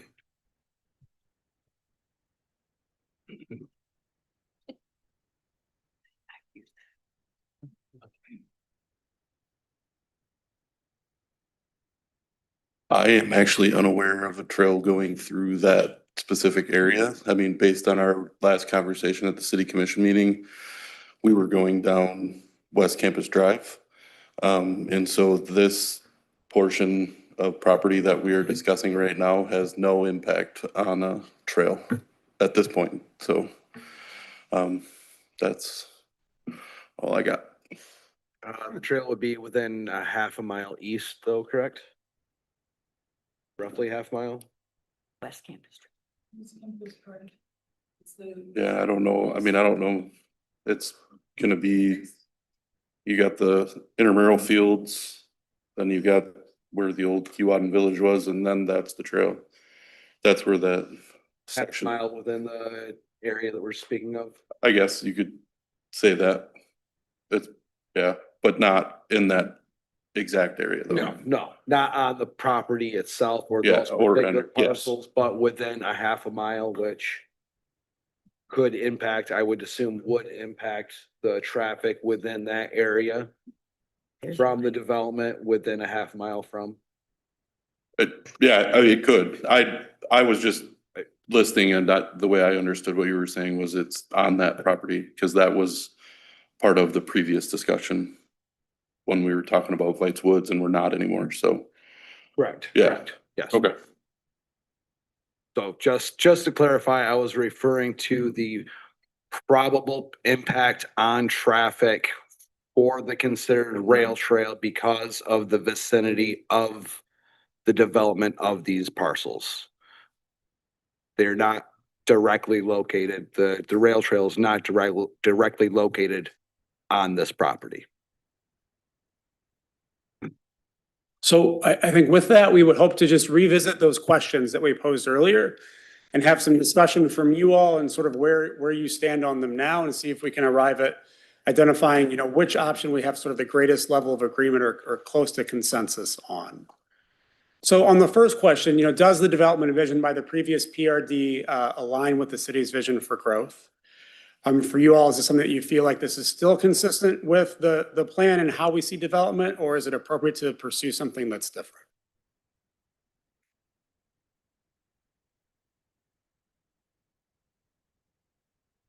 I believe with the PRD, with the way that it sits, with the required civic portion of it, would actually fall in line with the pocket neighborhoods that the city has been pushing for redesignated the verbiage on the zoning itself. So meaning that the proposal to add the civic zone, which is different from the old PRD version, which is closer than the existing PRD agreement, which is from 2000 or 1980. The included civic zone would align with the pocket neighborhood designs, I believe. Yeah, right. So saying that this does not necessarily align with the city's current plans. This is the 2007 version. Yeah. They're not dissimilar, I don't believe. I mean, they're not aesthetically or like that's a little bit of a mess. Yeah. But the pocket neighborhoods that the city has been looking to redesignate CD4 developments for multiple buildings fits the civic zoning within the PRD. Yeah. Commissioner Alsager, I believe you wanted to speak. Correct. So, This is what could have been happening in the last 20 years and it never happened. It never happened. Yeah. Yeah, just for context, this was a rezoning proposal that came from developers. It was a conditional rezoning that the developers came up with, and it wasn't approved. So it did not move forward, and it was in 2007. My response to the question, I think the specific street layouts and like parcel size, I would defer to the city planner to bring it more in line. But the leaning in towards housing is something that I think still aligns with the vision. But the specific layout, this plan, not necessarily. Yeah. Yeah, I'd say the issue with the plan that's on the screen is, you talk about the concept of connectivity or how easy to get from point A to point B, how many, whether it's vehicle miles traveled, biked, walked, et cetera. If you look at the left central side of the screen, beneath, say, there's the, blue areas representing, ponds, retention ponds of sorts. House along there to walk just east of there to those next, buildings over. That's, if you actually just follow the streets up, that's an awfully long detour around. And when you look at what the city's master plan, as well as even developments in the last 10, 15 years prior to that, you look at trying to increase connectivity along, say, those access roads off of East Campus Drive between there and Mission. That's a tough hill to climb when you have pre-existing development in a place. But, that easement work is hard work to come by. To put those in, that's why I don't see this, the street grids as they are really existing, what the city's been trying to do for a while, or is, laid out in the future for the configuration of streets. Yeah. And again, like Manuel says, this isn't necessarily a plan. This is the closest thing we have to an illustration that sort of gets close at what that plan or PRD was previously envisioned as. Any other comments on this? Go ahead.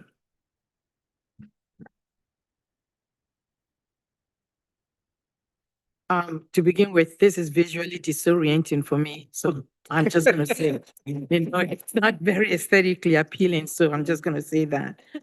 If there is a central theme for me or a perennial theme for me in the discussion about what to do with this space or any space in Mount Pleasant in general, it is that we need housing. We need housing. We need housing. And so, I'm asking why we're even looking at this if, we want to consider whether or not to rezone and what we want to do, what we want the rezoning to look like. I am particularly interested in finding space for housing, and then we can consider other things. So, I don't even want to look at this. Is the reason why we're looking at this is that this is all residential and like it never happened. I can agree with you. We need housing here, but if we can find a little bit of a middle ground where we can develop this property and hopefully, everyone loves I'm not going to discuss like what's going on, but yeah. But I just would say in defense of whatever well-meaning person put this together in 2007, we were working with a lot less in technology back then than we are now. But God bless them. I think the reason we're asking this question is we wanted to be sure that generally we're on the same page, that we need to move on from the current PRD, right? And it sounds like we are all sort of in agreement that the current PRD as it exists isn't going to work for us, and we need to do something different. I'd agree. Well, and I think your master plan really focuses on traditional neighborhood development, right? That's all about walkability.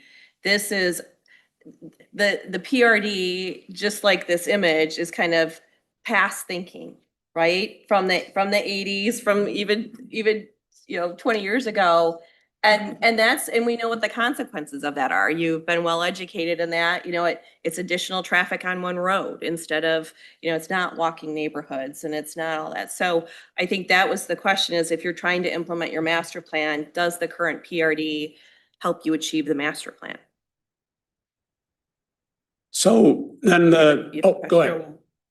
Yeah, just real quickly while we still have this image up, and I apologize if as part of the planning commission presentation we were told and I've forgotten, but I'm just curious about the angled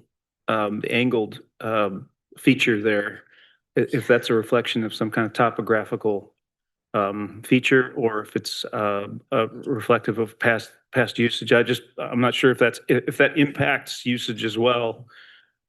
for all of these plans. I don't think that holds over in anything else that we've seen that was designed for it. My suspicion is it was just sort of an attempt on this current one to provide sort of a central greenway or walking path from southwest to northeast. There is My an second easement. speculation would be, given the angle of the way the parcels are cut, that there's probably a drain through there. No? Yes. Oh, it's a gas line. All right. So it's way less exciting than what I said. All It's a right. gas line. I can all In a that. way, There is an There's usually a easement. reason. more exciting. Yeah, there's usually a reason for some of those. So gas line with an easement. Yeah. So it has to be open. So the second question really is whether or not it's appropriate to reconsider the decision from 2024, or if we want to move on to a slightly different approach. I saw some people shaking their heads, so I'm assuming that the answer is we want to move on to a slightly different approach, but just wanted to sort of have that discussion. Well, one of the other.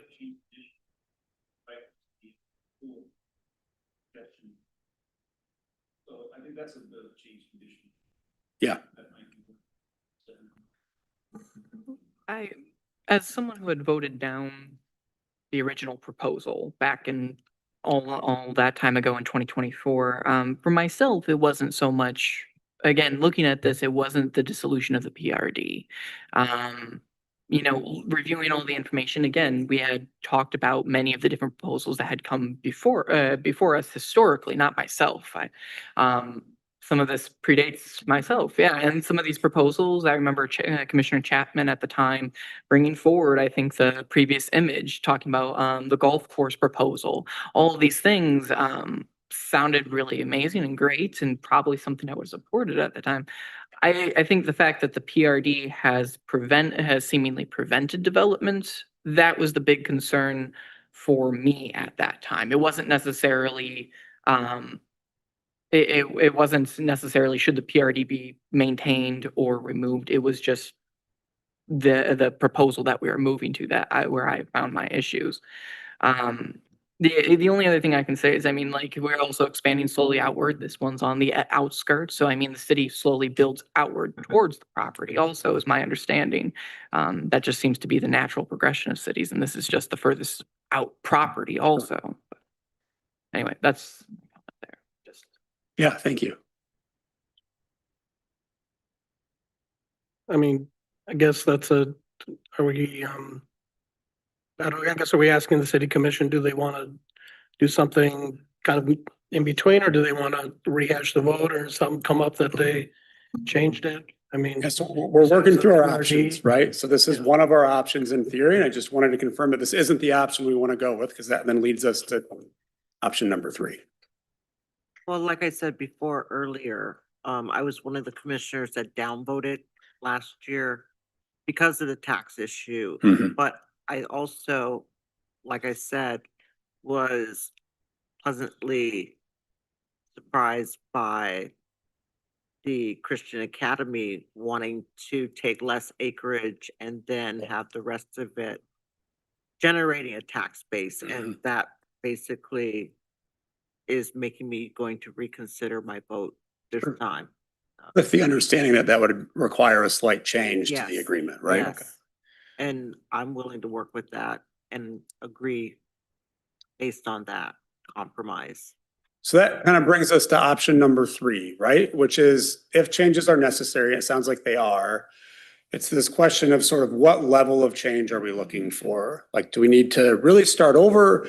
Or what are those key elements from your perspective that we really need to look carefully at before we bring something new back in front of you?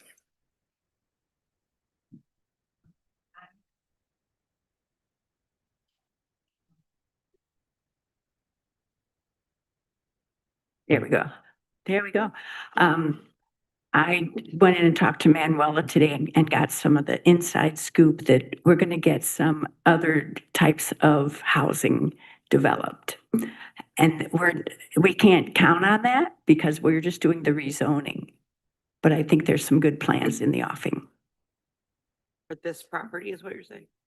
That's what I thought I understood too.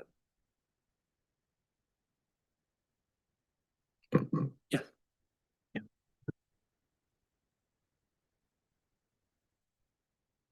I am willing to compromise, but I want to just, in terms of addressing the compromise, I understand that, the new request is for a lower number of acreage as, what is it? Civic, I believe, for, the property that's about 31.65 acres. What's the change in there? I just, I need that information. Yeah, so I don't know that we know precisely. I think during public comment, it was offered that about 5 acres would be Yeah. transitioned out of that designation. I think so that can be part of a future agreement. At this point, I don't know if we have detail. Okay, I would like that to be considered because I want to I want to be certain about the number of acreage we're giving up or that is designated for civic or designated for, residential property development. I want clarity on that. It's not enough to say maybe. I need exactitude. I need clarity. As part of that desire for clarity, is it appropriate to also try to consider that piece on the corner that hasn't been considered in the past? So there's a priority around providing for other options for development, particularly whether it's housing or commercial. That's a key piece that's currently not identified, that would have to be identified in the future at some point, but will kind of be left hanging with the current situation. It would, I think, in theory, remain designated as PRD, sort of hanging on its own if it's not addressed as part of a new agreement. It's my understanding that that is what the planning Director, she's requesting. is requesting. Yeah. Okay, yeah, I understand that, but I'm also interested particularly because this one, the 31.65 acres is a huge Yes. number. Yes. And that's why I'm saying what I'm saying now.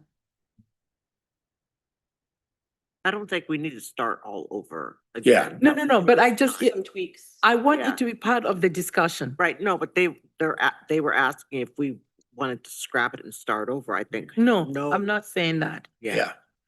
So it seems like we're sort of close, right? But we Right. need to think about what are some options to maybe look at minimizing the space that's designated for CZ, if those exist. It sounds like one was potentially identified during public comment. And then kind of revisit that agreement language, so it's really clearly focused on rezoning, not a use. Is that fair? So number 1 in here is an excerpt from that agreement that specifically identifies construction of a private school. I think, is it fair that removing that language would help provide clarity that this is indeed a rezoning request, not a development request for approval?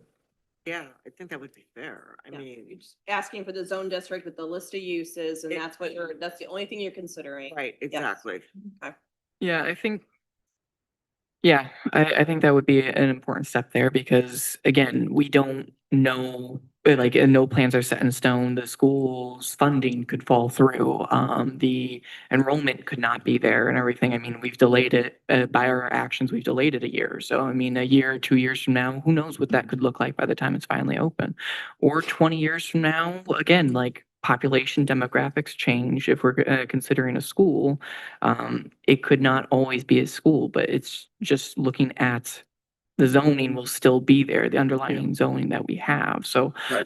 it could just as easily be a park and hard pressed to approve a 31-acre park also at the same time. So yeah, removing that language would be helpful Sure. for us purposes. Did I see anyone over there? Okay, gotcha. I am interested in some information. I didn't see it in the packet or anything along those lines. Does anybody know the vacancy rate for West Point Village? I mean, I feel like it's relative information that we have. I mean, if vacancy, if we've sat through numerous demonstrations and presentations regarding the need for housing in Mount Pleasant, the lack of vacancy. We're running at what, 2 to 3%? So I mean, unless West Point Village is some grand outlier, the majority of those apartments are filled. Which, judging by the tax revenue that the city received from the apartment complex last year, it was close to $500,000. I would think that the majority of those apartments are filled. So if the majority of these apartments are filled, then how can a developer say that it's unnecessary and we don't need to finish these plans? And I understand that we are considering zoning, that the development is not up to us. This is not our decision to make. But knowing that we have a 3% vacancy in Mount Pleasant for housing, that we have plans that are approved, a site map that has already been approved by the planning commission, by the city commission, that would already set up more apartments for Mount Pleasant, but the developer chooses not to. But it is on us to redesignate and rezone all these lots, all this acreage, to something that we've already set up. It's already been teed up. The possibility is already there for us to address this situation and this pressing concern that we have. I mean, this was established 45 years ago, correct? 1980? So 45 years ago, we may not know the exact envision for this plan, but we do know that it was a need 45 years ago. And after study after study after study, we've continued to see that Mount Pleasant needs more housing. Not just right now, but in the future, we're going to need more housing. And if we continue to have more single families and more younger families and less students even, we're going to need more housing.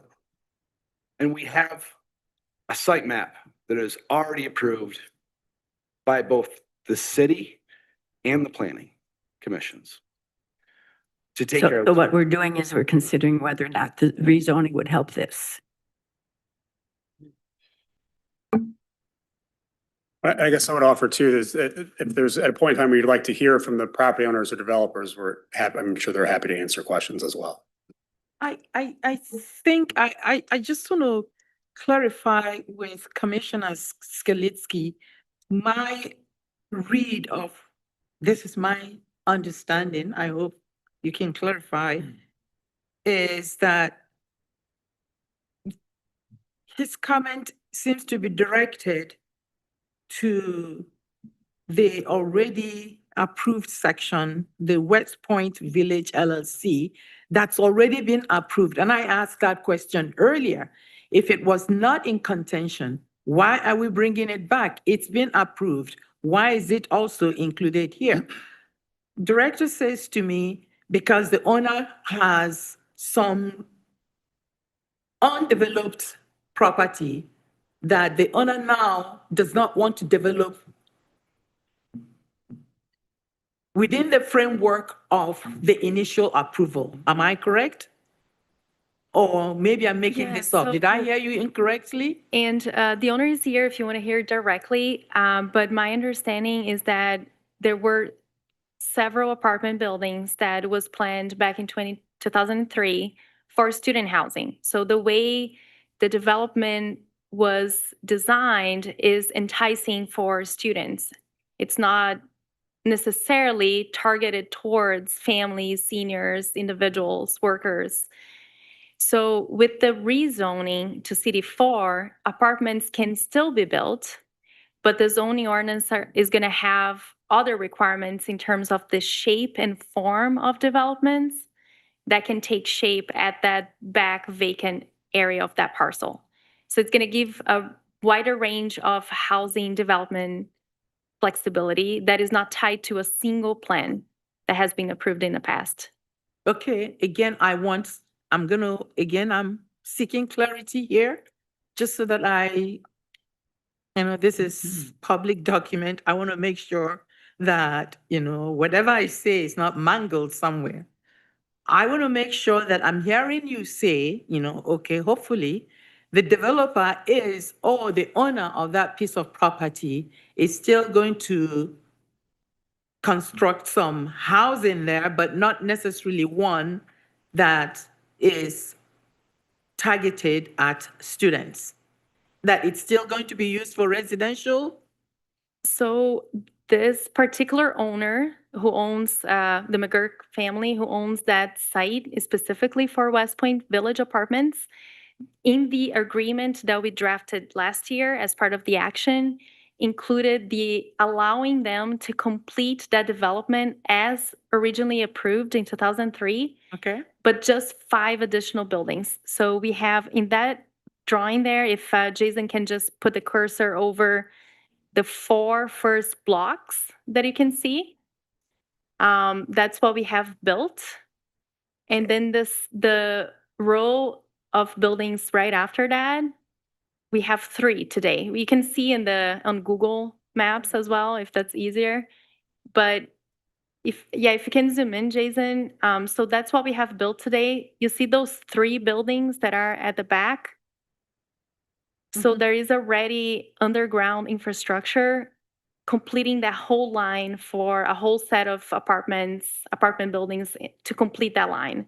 So aside from those 3, the existing owner would like to keep the ability to complete that row with another 5 buildings. Okay.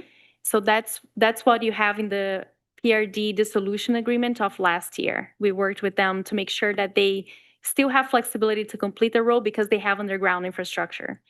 For the back of that parcel, what the current owner could do, they're not planning to develop that back right now, but they could put it in the market for someone else to develop a street grid, create another block in the back, maybe do a subdivision, maybe pocket neighborhoods, maybe duplexes, townhomes, small multiple family apartments. So the range of housing types is very wide with CD4. Okay, last question.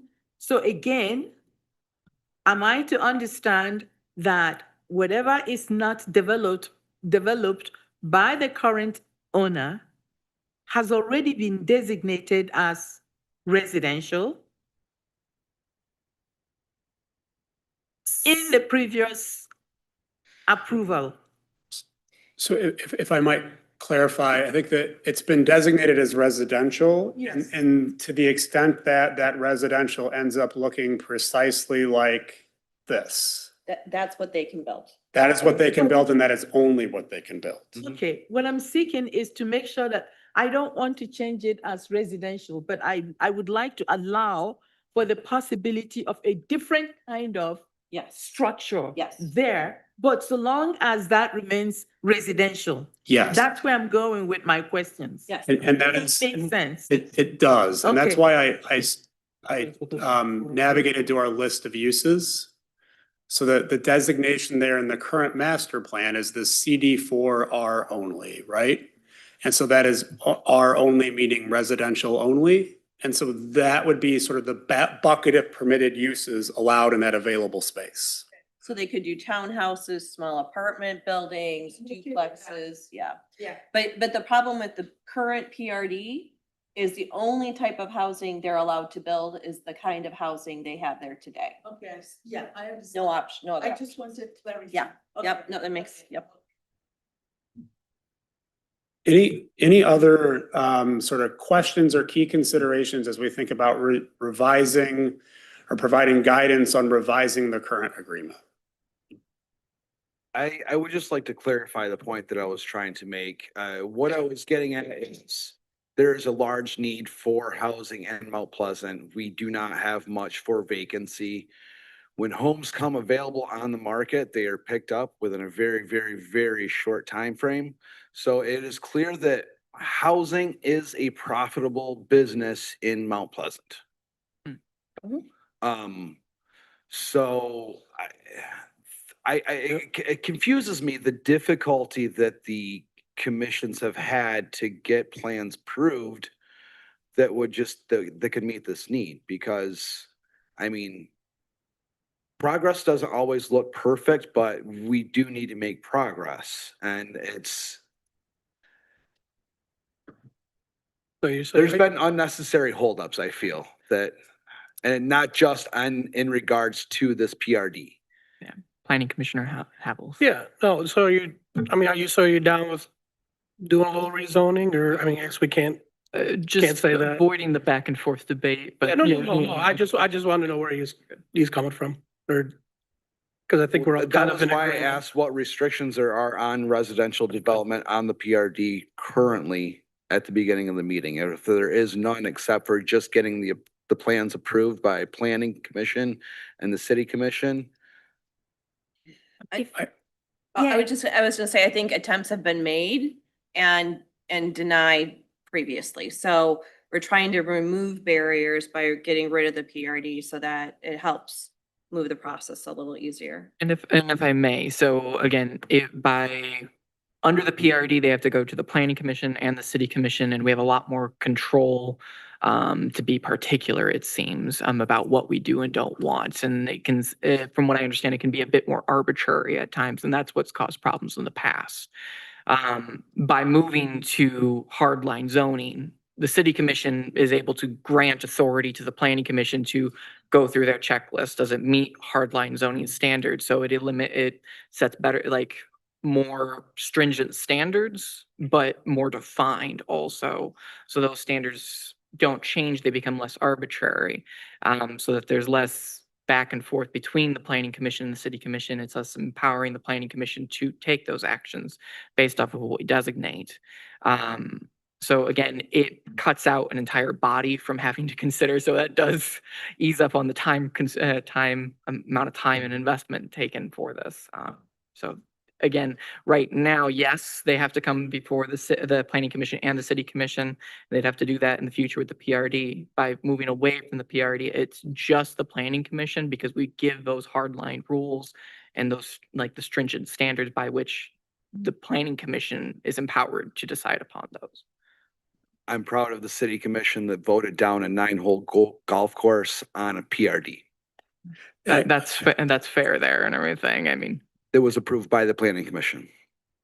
So I guess just for a little context there too, I think what I would add is two things. As Suzanne mentioned, we do work with private developers relatively frequently. The one thing that private developers demand most is consistency and understanding what expectations are going to be applied to them. Today, with your current PRD, expectations are quite vague, and there really is not a lot of consistency in terms of how that development will function relative to how the rest of the process works with the city, right? So going through this rezoning, you're addressing those two issues. So you're providing much more clarity around what is the process, and also you're ensuring that process and those approvals are consistent with how development gets done across the entire rest of the city's footprint.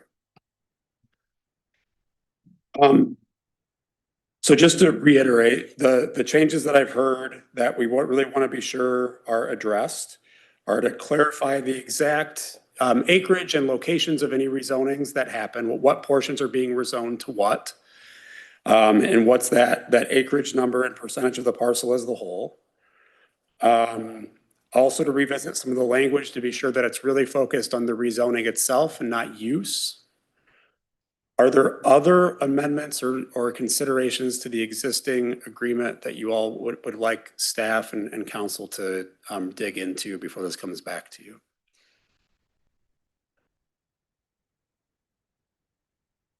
The only thing I would like to talk about, and I think this applies to more than just this parcel and these parcels in this PRD, and I just don't know the next time we're going to have all of us here together. But one thing that I think would be a good goal for the city into the future is to work on rezoning efforts separate from development proposals. Because, something that we've seen over the past, especially this past year, we have seen very contentious zoning issues come forward because it's a very specific development coming forward and the city is acting to support the development that we want to see. But it's, the city is suddenly taking sides. We are suddenly acting as the developer here. I think a goal for the city, and this would be working with the planning commission and staff to make sure we have the resources to do it, but trying to be more proactive in our rezoning efforts. Again, working with this, if we had come forward with no school being proposed at this time and designated what we wanted to see here, had this conversation sooner, we probably could have avoided a lot of controversy. But it's also a very difficult topic. It takes up a lot of time. And the property is the largest undeveloped property in the area. So it's going to be contentious no matter what, I feel. But I feel like, again, just as we have all of us together here, if we can look in the future to try and set goals to address areas for rezoning separate from specific proposals. And that's, again, we're here, it's relevant, I feel, to this topic. I know it's not this specific topic, but that's just what I wanted to put out there.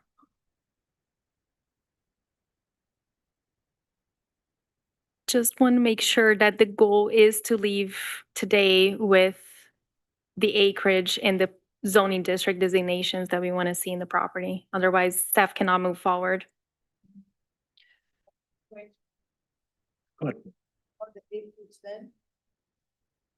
Well, I mean, in this case, is the city commission and planning commission's preference to define specific acreages, or is what we're saying that your understanding is there's opportunity for a change in those acreage allocations to different zoning districts and to bring that back to you for consideration, with the understanding that your intent is that you'd like to see less civic zone property, not more.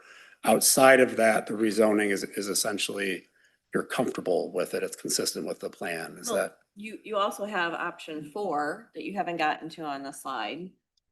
Yeah, So I think the other option you'd have is not have CZ zoning at all, but extinguish the CZ zone district and just include all of the uses in the CZ zone district in the residential districts. And then you can leave that discussion to when you get a development proposal and you can look particularly at that project at this time. So that would leave the whole, how much is a CZ or a not or whatever, which is where you're getting anxiety from the community. Wait till you get a development request, but just allow those uses, like in nearly, I think almost every other community we work in, just allow those uses in the residential mixed use zone districts and you'll take the request as it comes. Wouldn't that kind of create kind of what's happening now? Like we get a little bit of outcry and then it becomes, depending on what the commissions want. Well, I mean, Case by case, unless you. so most of those institutional uses are a special land use permit because they tend to operate differently in the residential they're attached to, right? So that's your standard special land use process. So yeah, you have a public hearing, which is the idea, right? You get to hear from the public. I also say what the CZ district does is it creates a weird market thing that happens, right? You are limiting a use, you're limiting a property's use to a very narrow set of options. So functionally, you cannot use this big space for lots of other things.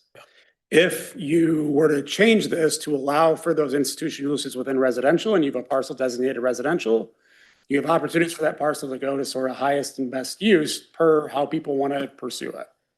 So again, this is sort of like minor change versus big change. This really changes what your zoning map looks like. So something to think about, whether it sort of goes in the same classification as how you handle rezonings in the future. Is this something to put a pin in?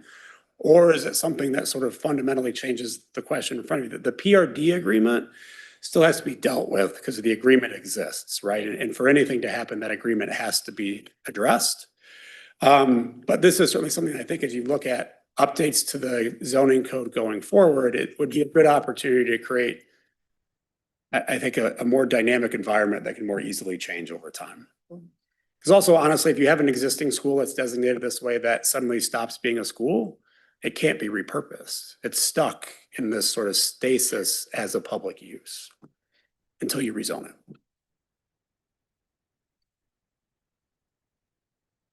So I guess, Manuela, to clarify from a staff perspective, are you looking for particular recommendations regarding acreage and share, or is it accurate, or is it enough for council to sort of, and planning commission to say they're looking for a new agreement that has less space designated to CZ and more space designated for either commercial or residential use? Yeah, I need to know precisely the direction on the policy. If the consensus is to provide that complete neighborhood with housing, with commercial, with the school, or something different, or if we want the framework to change. That's definitely the main question right now. As we're talking about this, could you put up the map that had the zoning labels on it for the area?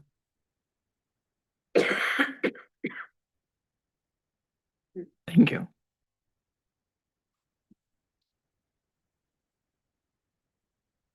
Um, So yeah, as we're talking about this, the property owner wanted to come forward. They're a third party signer to the agreement if they wanted to make a statement or anything. I just wanted to maybe offer some clarity for the. Do you, if Do I you come would to set up microphone? just for the microphone Yeah. purposes, if, especially if Come we're here. taking your information on, again, pointing back and forth, but again, to any Okay, action. no, you no, need I your was just gonna signatures, try and so. offer some clarity for Maureen and Grace. Is for, number one, out of the 5 parcels, I own 3 of them. Okay, so it might be easier. So to guarantee you or give you some clarity, if we drop the CZ zone by 5 acres, I own the property next door. Okay, we want to see that as, what is it, CB4, the furthest zoning thing. So, and I'm willing to do this all at one time. So we do the 12.5 acres on the corner. I think that's CB4. Take 5 acres out of the CZ to get your tax base up. And also, I'm good with I also own the 12 acres, or 10.64 acres in the back. And my plan way back when was to have Mount Pleasant's first gated community there. Because I thought, overlooking CMU and all that stuff, because I do have a drive off of Crawford Road. So I'm all about having that hardline zone residential. That's what I want to see housing too. Mr. McGurk over here, he's already said he's going to build 5 more buildings, and the rest of that whole property, which is almost exceeds 28, that's going to be residential housing. So I just wanted to clarify, I'm fine, and I own both those pieces to get the 5 acres so we can get that component up for what you guys want, so that to give you your comfort level and give you some clarity, I can make that happen.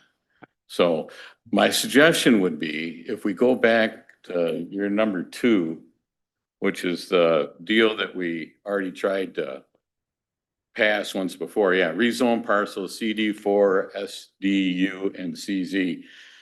I think, Manuela, can we go ahead and amend our you're the applicant, the city's the applicant, not me, you guys are.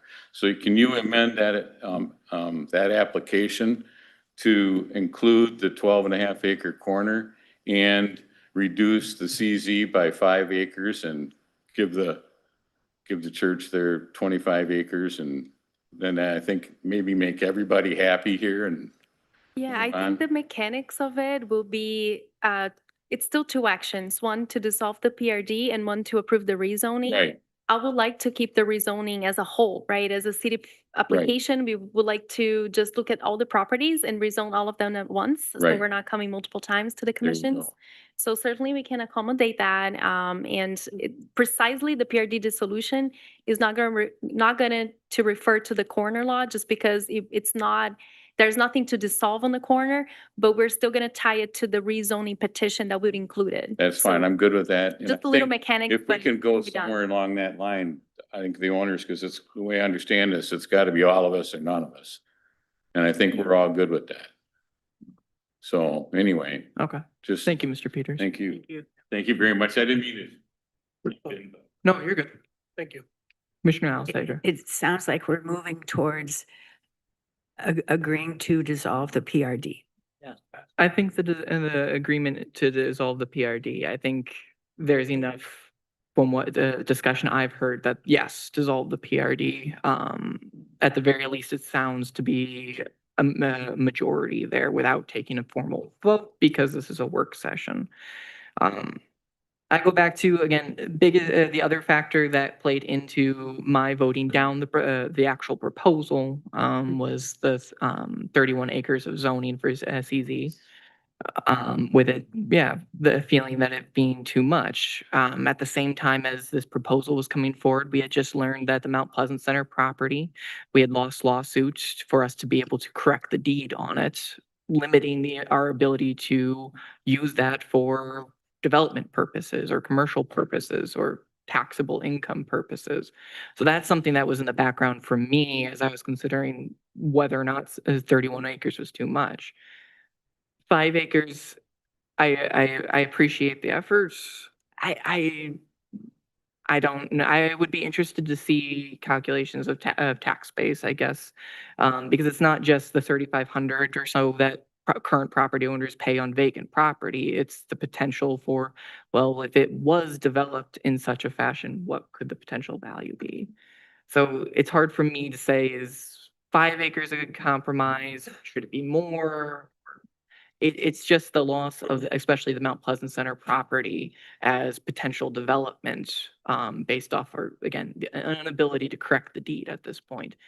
That's the biggest thing, the background issue for me as I consider what is a good amount of property to compromise on, essentially. So other members of the commission, planning commission have comments on that. I'd be interested to hear them as we're having this discussion. That's the feedback I'm looking for. Go ahead. You can go ahead. You go No, for it. it's okay. I just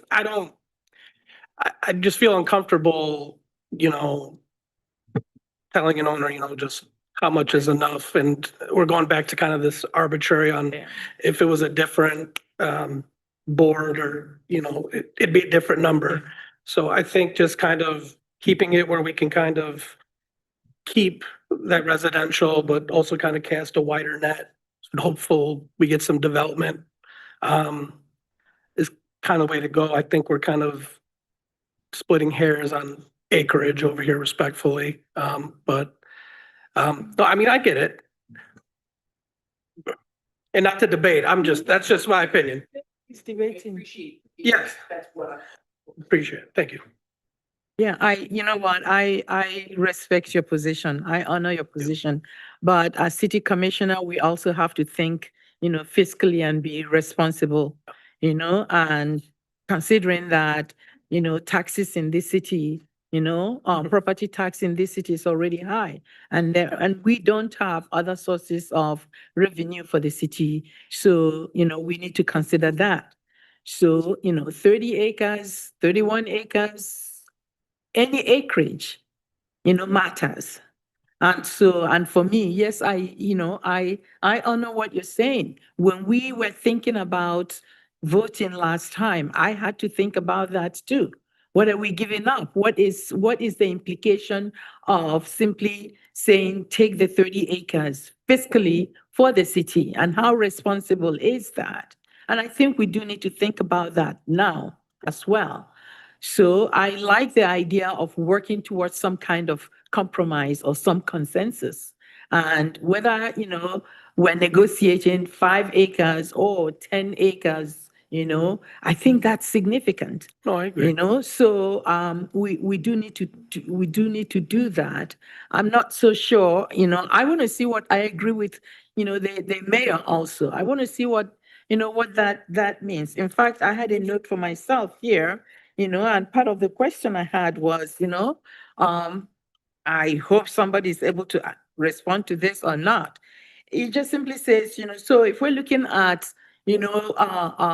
units or institutions designated as civic and possibly civic 501c3 institutions, what does that mean in terms of taxes for the city? How much tax? They are tax exempt.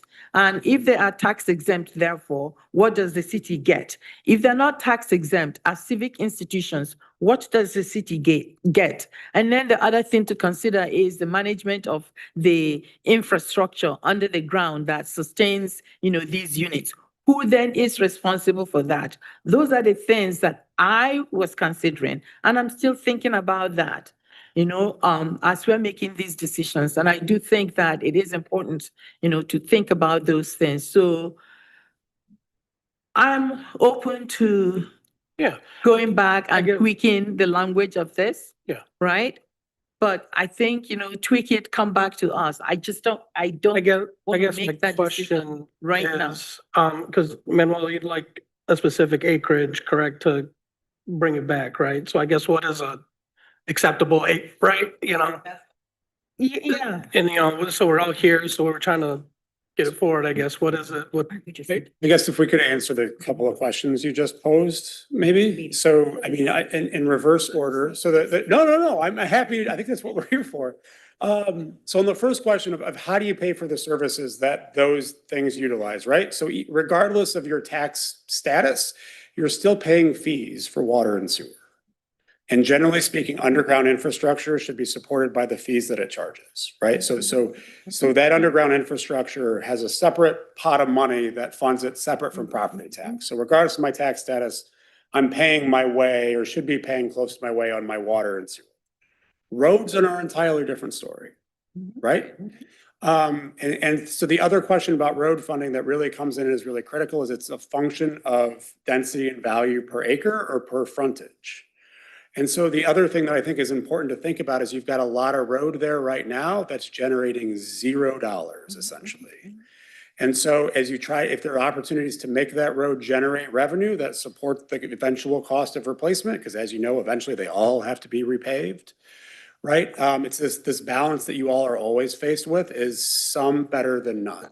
And that is like the trick. I think the CZ zoning, or just public space is also really important because usually parks, homes near parks have a added 15% value. So you actually do get some additional tax revenue from the homes with higher values because they're next to some, one of the listed uses in the CZ zone district. Because that does add a premium to homes. So that is helpful. While you may not realize a value on that particular parcel, the kind of secondary effect of it influences the neighborhood value. Manager dissent? I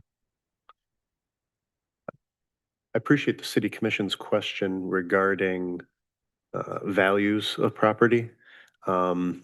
I know that the focus here is intended to be primarily on zoning and the concerns about zoning and not necessarily about taxes. However, just because the question was raised, the parcel 17-30600, that parcel of just under 32 acres in 2023 generated a total tax bill, both winter and summer, of about $3,500.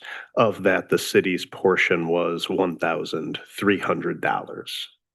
So that is the taxable value of the total 32 acres. You could obviously chop up that divided by 32 and you could get a total per acre value as to what that property is generating in taxes. I appreciate it. I think it's more the idea of future value is the discussion of like, if this were to be successfully rezoned to anything else, like anything else is kind of is the debate that especially we hear from the public of like, with civic zoning, it's going to be a use that doesn't have taxes associated with it. But if it was rezoned to be houses and then those houses were built, it's the future value, I think that is being discussed. And I mean, like, again, that's a big ask to use your crystal ball to predict what would that value look like.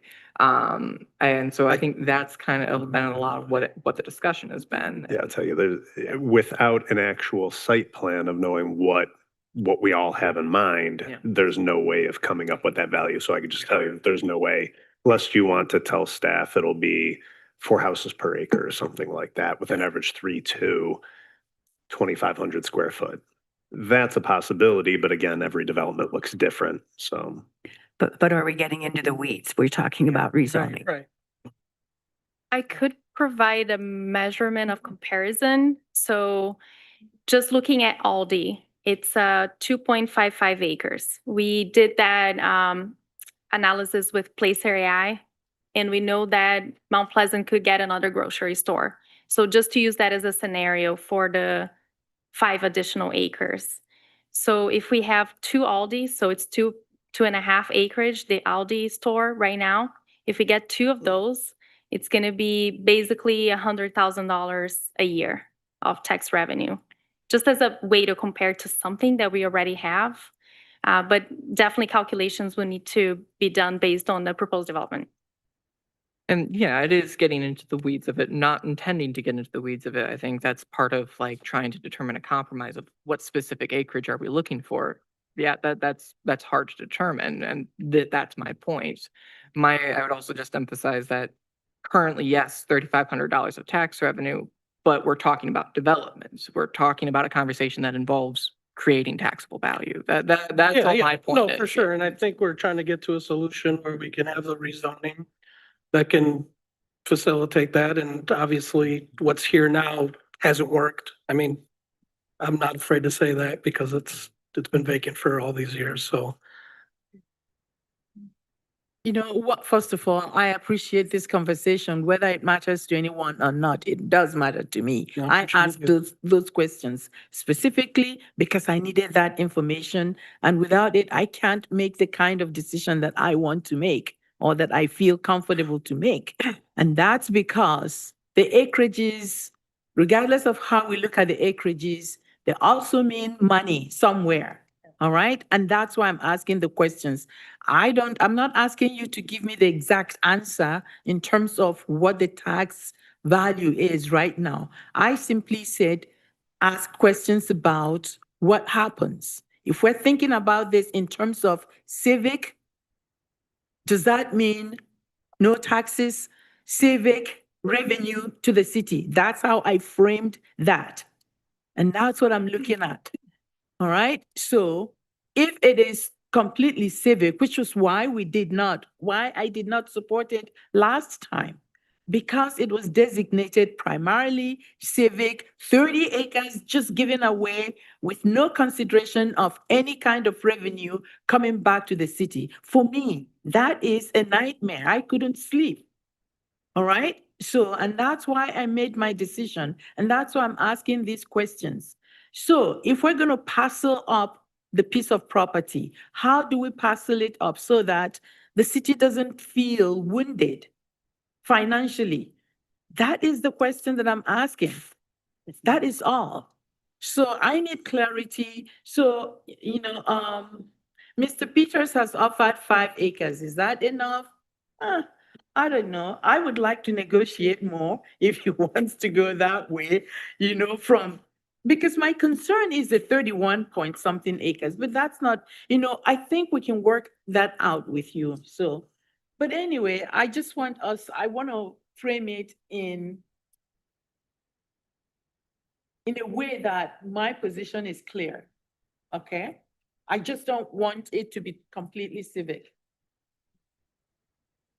If I may, Commissioner Bush, you're one of the other, I hate to put you on the spot, but I'm going to though. You were one of the other members of the commission who voted down the proposal. As we've had this conversation, your takeaways, your thoughts on this? I wanted to see, You make sure you. I think I was being led largely by concerns about the recent fallout from the, yeah, because it was happening at exactly the same time. And from our perspective, this came upon the commission rather abruptly. We didn't have a lot of time really to look at the details. And there were some questions that had to be asked that we didn't get a chance to really ask before we had to make a decision, essentially. And we didn't get public comment until that meeting. And so I think we voted we voted to dissolve the PRD, but we just didn't feel like we had enough information as a commission to make a decision on, the development. I do like the presence of the property owners. That's very helpful. And I do like some more details about the residential plans of the areas. And can we get what is the acreage that would be left?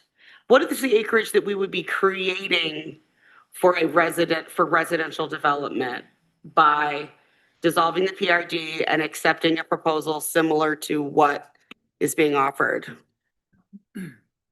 Like if we have that, you know, like, I know we're not, I don't want to get in the weeds, but if we're doing the 25 acres for civic zone, what is, just remind me again what the number is of acreage that's also going to be. So it's a little tricky because we're assuming a portion of the current West Point Village property, right? But let's just say roughly it's half-ish of that total area, which is like, we're very back of the napkin here. So it's only about 15 acres is what you're So that current property is about 46 acres, I think. Sorry, it's hard to read on there. So if you figure half of that, call it 20 of the large CD4 property, the one on the corner that's not included in this would be 12 acres. Is that correct? That's not residential, that would be commercial potentially. So the 12-acre corner, so that parcel in the corner without any designation there, that parcel, the proposal was to do CD4, commercial or residential or a mix. Do you want me to include that in the calculation? Because you could develop a residential. Just tell me Okay. both ways, just so I know. So, yeah, so if you get 25 acres as civic, the 57 acres or 53 for CMU, that could be housing too, if they sell it. So that could be included or not. If we don't include that, and we include the 10-acre piece on the south, and then the back portion of the West Point Village, that would be 50 acres. 15 acres. 50. 50. Okay, yes, thank Yeah. you. All right, well, I still think a lot of people can live on 50 acres. And are you saying that this would also help, like, potentially this would make it more appealing for CMU to consider selling this property too? Is that just again, it's all a dice roll, but. Yes, having the hardline zoning is going to help immensely with announcing properties on the market. Well, then, yeah, I would definitely be interested in looking at the proposal again, you know, with the reduced acreage for the development. I mean, that provides a lot more information as to what this could look like. I guess I just wanted to make sure that we're not doing this over again. I guess, because Manuel, you need the acreage, correct? Yeah, I'm doing a more precise calculation here just to give you. So 38 acres, if we don't include the 12-acre on the corner, and we don't include CMU's parcel, and we don't include the whole parcel under civic, if we add that 38 with the 12-acre, sorry, let me just do this very quickly. So 38 plus 12, yeah, that would be 50, and then plus the 5, so 55, if we include the corner for residential too. And that does not include CMU, or it does? It does not. Okay, thank you. And that would be another 54 acres. Yeah, that would be another 54 acres. I imagine it would include. I think one thing that the manager said was interesting about the taxes is, I know there was concern about the public schools, that your millage, your property taxes, a portion do go to the public schools. Right? So as this develops, the public schools will benefit because they will get additional revenue.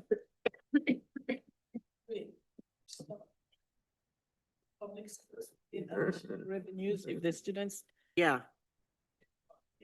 Okay, clarifying, the public schools will get additional revenues from the private school or from just the development? The development. Okay. I don't know what the mill rate is. I don't know if you would know that offhand, but So we keep getting a back and forth as far as potential tax revenue. Aldi was used as an example at roughly 100,000 per 5 acres. We just established West Point at being roughly 20 to 23 acres, bringing in roughly 440,000 for the last fiscal year for taxes. So 25 acres or 26 acres, however you cut it, like that's, I mean, whether it's a school or whether it's a park, it's something that is not going to be bringing in money. We keep having this discussion about what does the city get? What does the city get? What does the city get? Whereas government was designed to provide for its citizens and the people within the community and the residents. Residential housing is needed in Mount Pleasant. Like we have a quorum here with the planning commission and with the city commission. I think if we took a a show of hands, everybody would be on board with a gated community on that parcel. You know, we want to see development done. So I think if the work is done, the PRD can work. We keep hearing that this is a failed experiment, a failed experiment.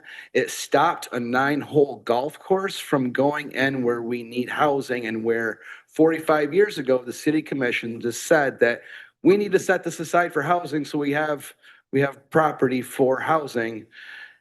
And then the PRD stopped a golf course from going in. When we have Bucks Run, we have Wabu's was still in opening or operational at that point in time. Polecat, Riverwood, Pleasant Hills. Yeah. You know, I mean, it stopped something that was not intended for the property from happening. So in that sense, it succeeded.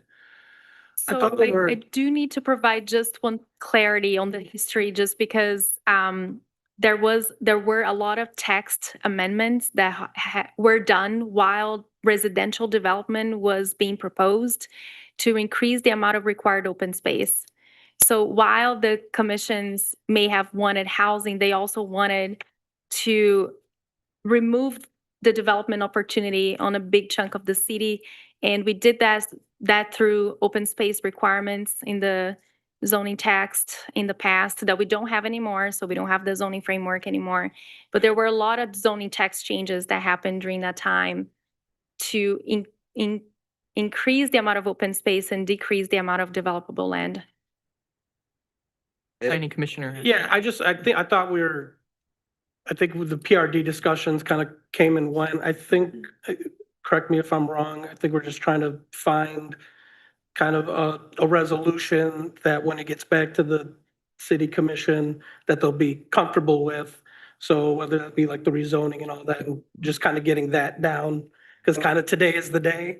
Well, and I guess just to be clear, regardless of what you all commit to, this is a workshop. So you're not Right. voting on anything. So just for clarity's sake, nothing that you say, sort of like the rezoning request when you offer a use, nothing you say here binds any future vote. Yeah. So just so everybody's I get it. clear on that. I just kind of want to. Right, so I think to get back to the point of, regardless of what acreage you all agree to today, that doesn't prevent you from changing your minds. You have the ability to do that. So I think with the understanding, what we're hearing very clearly, right, is as much sort of developable space as possible, understanding the need for housing as well as, you know, increased tax base and resources for the city are two things that I think, is it accurate to say that those two things are fair statements that most, if not all of you agree with? Yes, and I think I was just gonna, just as, from what I am collectively hearing also, is that we are all in agreement on the dissolution of the PRD agreement. And that we have all come to, and all have individually stated, we agree that we have a strong need for housing development. And in looking at the zoning proposals, that we've all expressed that we agree that those rezoning of like a CD4 residential only and the CD3, like those are very different now in the verbiage and their specifications of how property can be developed and like the zoning of what we as a planning commission could even consider in zoning compared to when this PRD was established. So that PRD was put in place almost as an equivalent of what we have as zoning now. So by the dissolution of the PRD, we are allowing for an easier transition, easier ability for property development proposals to come through and for us to consider, because we can very clearly see from these zonings that this does or does not match. You're also allowing for higher quality development than is permitted under the current Yes. PRD. Yes. So like if someone came through with a golf course proposal, that would not meet a residential. I mean, we could very clearly say, no, that's not a residential development. So I think that really has helped to come to hopefully a pretty solid. I think I said, we're all kind of, in a way, having said the same things that we're all in agreement of. Is that something that we are able to then come to an agreement of what we need to for next steps? Can I just jump in and say that I've listened to a lot of the discussion, and while I agree with where things are going, I do want to say that future taxable value, although that's a factor that you listed, shouldn't be your primary focus, because when it comes to zoning, you've got to be focusing on actual land use, right? It has to have like a legitimate public purpose for what you're trying to accomplish. So we talked about, need for residential. We've talked about, I think at some point, public safety. The conversation's getting a little blurred for me. Those are legitimate reason. Yes. Okay. I knew we talked about it. Oh, I'm sorry. I thought we talked about it, but those are legitimate government purposes to think about when you're talking about zoning and rezoning. Future taxable value is all speculative. That should not be the primary focus. So I just want to be clear about that when you're taking your notes for, future directives for us on the administrative side. So. Okay, yeah. Is that okay? Yes, yeah, please. All right, so again, I want to thank everybody for for this. It's been helpful. I want to make sure that I'm clear on what I heard, or at least we discussed, that the parcel 17,300 will remain residential only, but CD4R. Yep, correct. Right? What? Yeah? Yes. Okay, I mean, that's how you're coding it here. All right, and CMU's property is not included in this calculation of whatever land we're getting or not getting, because really, I don't even know why it's included here, but it's not there. And that, the 17-306-00 is actually the one that we're discussing right now. That's the big one that we're talking about, that we need to, but that that's the big one, right? Yep. Okay. And what we could do, because if you're going to rezone a parcel, we would want to know what the parcels are. So you don't have split zoning over the parcel, right? If there's going to be a smaller amount that's CZ. So what we could do is work with the property owner and come back to you with one or two options so you could see what the lines look like. I would appreciate that, because, I'm teaching tomorrow and I am too busy thinking about my Because classes. then you'd want to know where the lot split's going to happen, and we'd want to have the lot split as part of it so that your zoning is tied to individual parcels, not a split zone of one parcel. So that we can see. Yep. Map it out. Yep. So we can do that. Without making this too much longer, I want to revisit the idea that the consultants brought up is, what does this look like if you get rid of civic zone? Through some of the ideas, you just want to give maybe people like a 1-minute overview and say what the planning rationale for that is, because that frankly is not something that had been a conversation at the time that we did the zoning ordinance 6-7 years ago. Yeah. Something for people to think about. I mean, what I would offer is just that because of that civic zone designation, so today, and we have your zoning map here, let me just pull it up as an illustration. Right, so the civic zone is everything in sort of this green color on this map.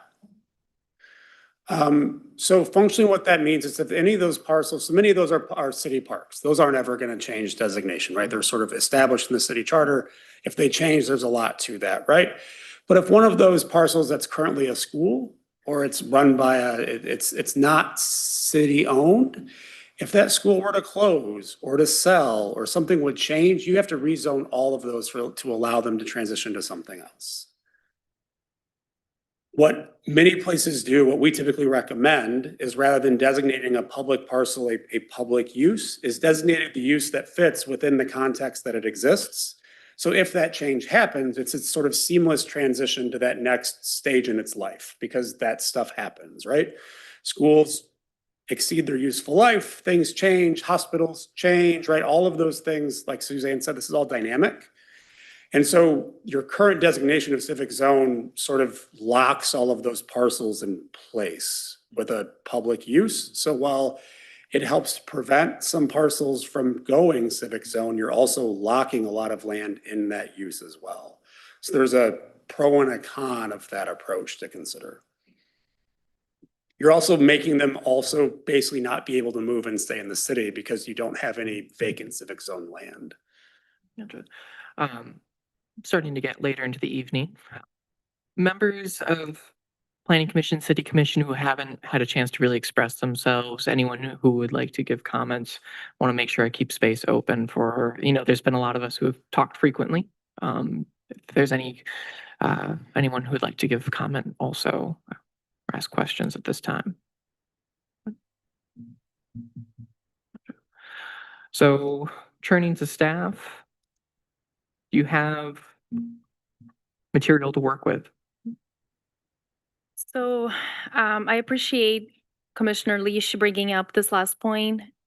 I think I would still want the commissions to tell me if you're interested in looking at revisiting the whole zoning framework and how we treat community facilities in residential neighborhoods.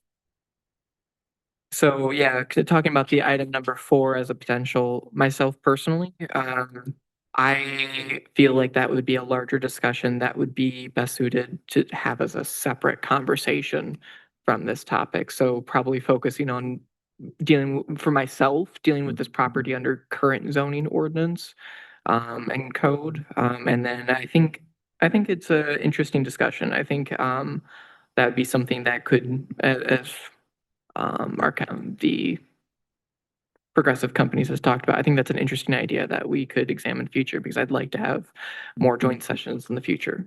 But that's myself there.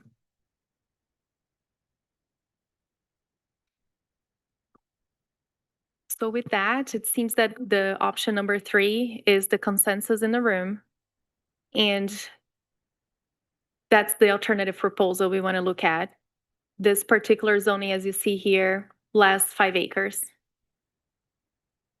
That's the one we're all interested in proceeding because, again, this involves several months worth of procedures and approvals and staff time and city attorney time to amend the agreement and so we can move forward. So the whole point of the work session is to make sure that we can move forward with something that is going to be agreed upon.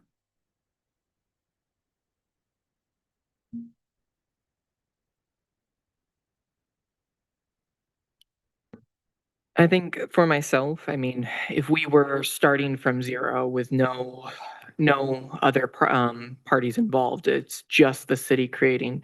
I appreciate the attorney's guidance that taxable value is that is a great point there, and that was something that I was considering heavily in this.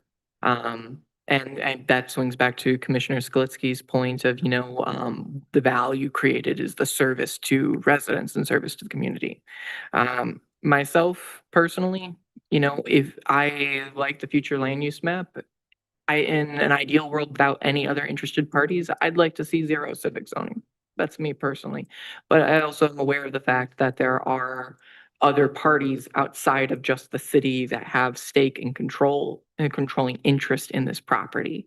We have the property owners have a direct control over this as well and have a hand in what this rezoning would look like for it to succeed and go forward. So being reasonable on that, I mean, if you divide in half, I mean, that's 15, but I also don't know if that's a reasonable proposal for the school to come forward with. So for myself, a proposal at 5 acres, and it seems like that could move forward there and with the compromises that are being discussed. I personally would feel it's not what I want, but what is a compromise? So that's kind of where I end at. Yeah. I want to maybe harp the point that I guess it's not what we necessarily want. It's No, kind of exactly. what we think as the collective. Because I'm with you, brother. I mean, Yeah. we're on the same age, man. Housing stuff out here, bro. Yeah. And we got to look at the whole. And who knows? Maybe we're trying to make this city grow, and education could bring people from surrounding areas in here. They spend their money here, spend money in business, maybe go to school here, There's just kind of different ways to develop it without, just marrying to just one idea, right? It's not all or nothing. There can be a little juggling act there. So that's just my 2 cents on it. Yeah, if I could, notwithstanding objections we did hear as the planning commission last year from neighborhood folks, it was a persuasive case from the city to say that this school property, this project was going to add to the quality of life of the city. And it goes without saying, I guess, but it's worth pointing out that we're still opening up a huge amount of property here for taxability. So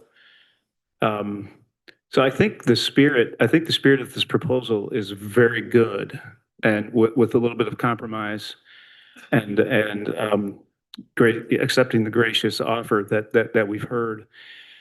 But strictly speaking, from a planning commission perspective, we're almost always going to lean in favor of the city's requests and proposals, as long as they are consistent with the plans and the requirements. If that helps.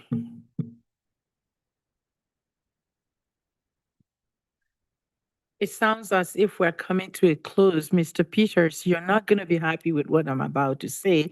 I like your idea, but I want to negotiate 10 acres off, not 5, 25, 20. How about that?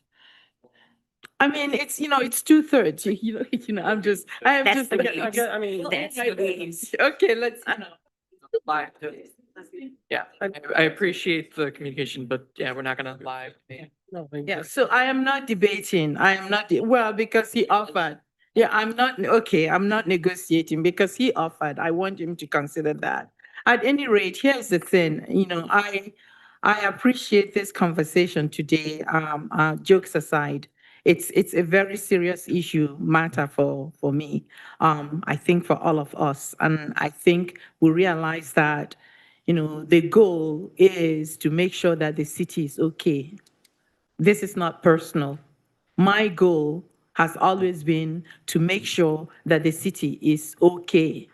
And we serve the city, not an individual, not a particular group, not myself. All right? And so, making this decision, I am thinking of what will be good for the city. We have been told that the people who made the decision, how many decades ago? All right, this is what they have caused us. Well, of course, several decades from now, somebody would remember that we also made this decision. And I want us to think about that clearly. And that's where I am going with, what I'm saying. So I would like to see what the proposal looks like, and I hope that you bring it back, to us. Hopefully it is one we'll all live with. I just want to say thanks for this. Other members of the discussion, manager dissents, yeah. I just want to try to play this forward a little bit. So if the idea here then is to move forward with, was it option 3, which was on the list, which essentially we would be packaging an offer that would be the previous offer minus 5 acres on that one parcel there. I'm hearing at least Mayor Wingard is not particularly interested in that. I'm hearing that Vice Mayor Eke is not particularly interested in that. And I believe that Commissioner Skolitsky is not particularly interested in that. The other 4 I've seen some head nods out of, but by the time we come back to the city commission, it sounds like we may have a changeover in at least one of the decision makers. What I want to make sure that we're not going to do, though, then is jeopardize and roll the dice that a few months down the road, this is going to turn out to be something completely different, and staff has spent a lot of time working and bringing something forward. Yeah, so me talking about not particularly interested, if you ask me, Boomer Wingard as an individual, we're sitting around, what am I ultimately interested in? That's my personal opinion. And that's what I bring to the group here. And so again, the discussion was the collective decision. compromise. You know, I think there is room for potential compromise, and I think there is, again, it's hard to say because it's a work set. If this was an official actual business session, we could say, well, are we this is the proposal before us. Are we gonna vote on it or not?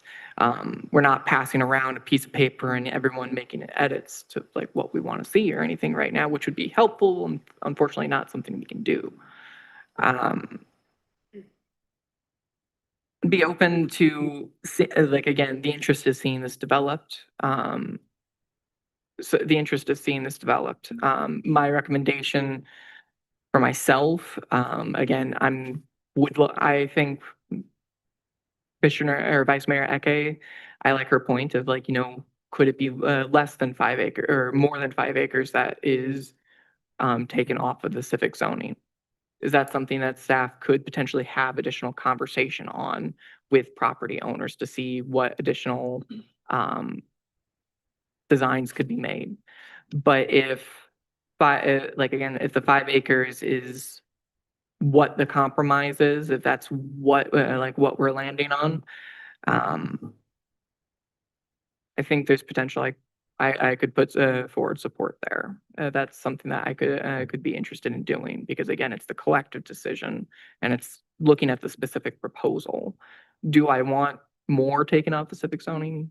I would like that, but with the 5 acres, it's something that we could look at. I think there. So.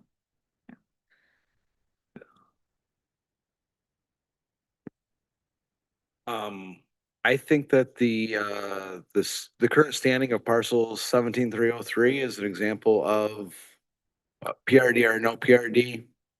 Land's gonna get developed or it's not gonna get developed. There's a parcel that's got a considerable development that is subject to the PRD. I think most of the people here at this table would be in approval of the majority of present proposals for whether it's CD4, CD3, whatever. Personally, this resident of Mount Pleasant, I would love to see transitional housing, low income housing and middle income housing all right there. Because we need all the housing that we can get. There was comments made about how alternative education and options can improve the quality of life for residents. I think that 5 of the 6 workers inside of Mount Pleasant that commute from outside of city limits might appreciate having the option of being able to purchase and live within the city that they are working in. Personal thoughts. I would put that need higher than a civic zone parcel, but that's me, so. I just want to let Ryan know that I think he was not on the commission when we voted on this the first time. We actually, the rest of the commission did receive a significant proposal with like some more information about what happens when you put a civic zone in an area. And I would just encourage you to maybe kind of to go back and maybe get some of that information too. I think you're just probably the only person here who doesn't have that information is all. So I guess I would offer that I think what city staff is trying to do is get some clear direction. So they're sure that what they bring back to you is something that's at least going to be consistent with what you're looking for. So I guess just to really emphasize this point, if we bring back something that essentially provides what is listed on the screen here, which is reducing the size of that civic zone parcel by 5 acres or whatever a reasonable amount is, based on what's feasible from the property owner, based on the development they're looking to have occur there, potentially occur there. Also to add the 12 acres on the corner to be CD4, not residential only, but just general CD4. If that development comes back to you with the options and a description of what the sort of best options are for minimizing the amount of civic zone and the space, is that something that you all would at least entertain, and certainly entertain in a way that you'd consider differently from the request you previously denied? So I guess that's the question. Does this request have an opportunity, or is it going to be faced with the same issues the previous request had? I would like to see the proposal. Yeah, I mean, I recognize that there's nothing in writing, and so it's difficult for you to commit to anything, yeah, but because- does this change the calculation compared to the previous request? Yeah, Understanding if the this- calculation is changed, if, you know, if there's a reduction in the civic zone, I think that's what we've been talking about. I would like to see what it looks like. Sure, absolutely. I am open to a consideration, you know, I just want to. Yes, you, And we know because there's gonna have to be a lot split, we can work on what that line is and what that looks like. So we Exactly. can work with the property owner to see. Yeah.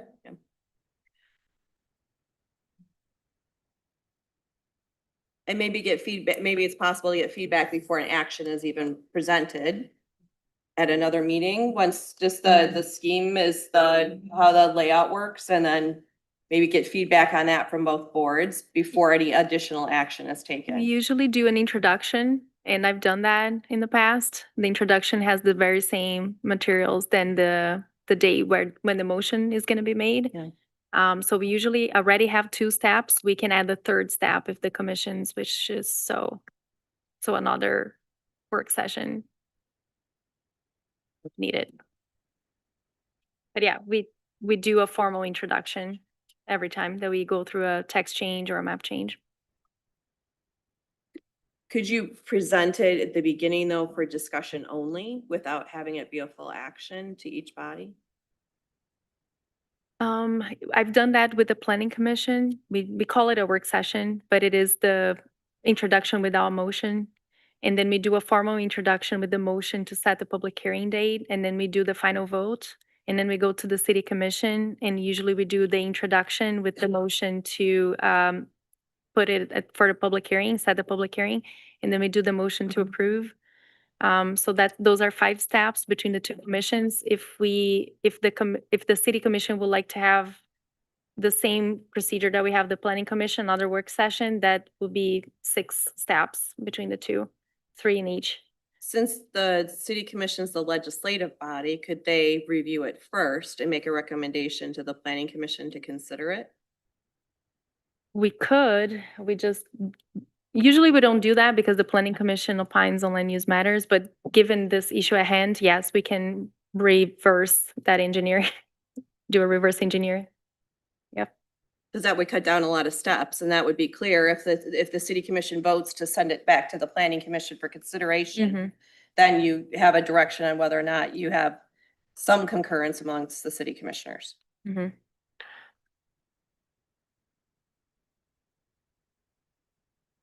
I just think we're kind of getting into like a little dangerous territory of kind of picking and choosing, you know, upon just opinion and not just kind of by the book. I'm not trying to argue. I just, you know, like we said, there's precedents being made at every hearing, and to be consistent has been mentioned.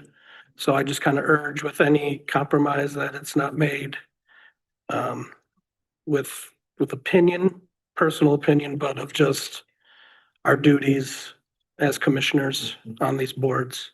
Not to say that we're just gonna rubber stamp everything, but just to kind of keep that lens on when we're reviewing things, just a recommendation. I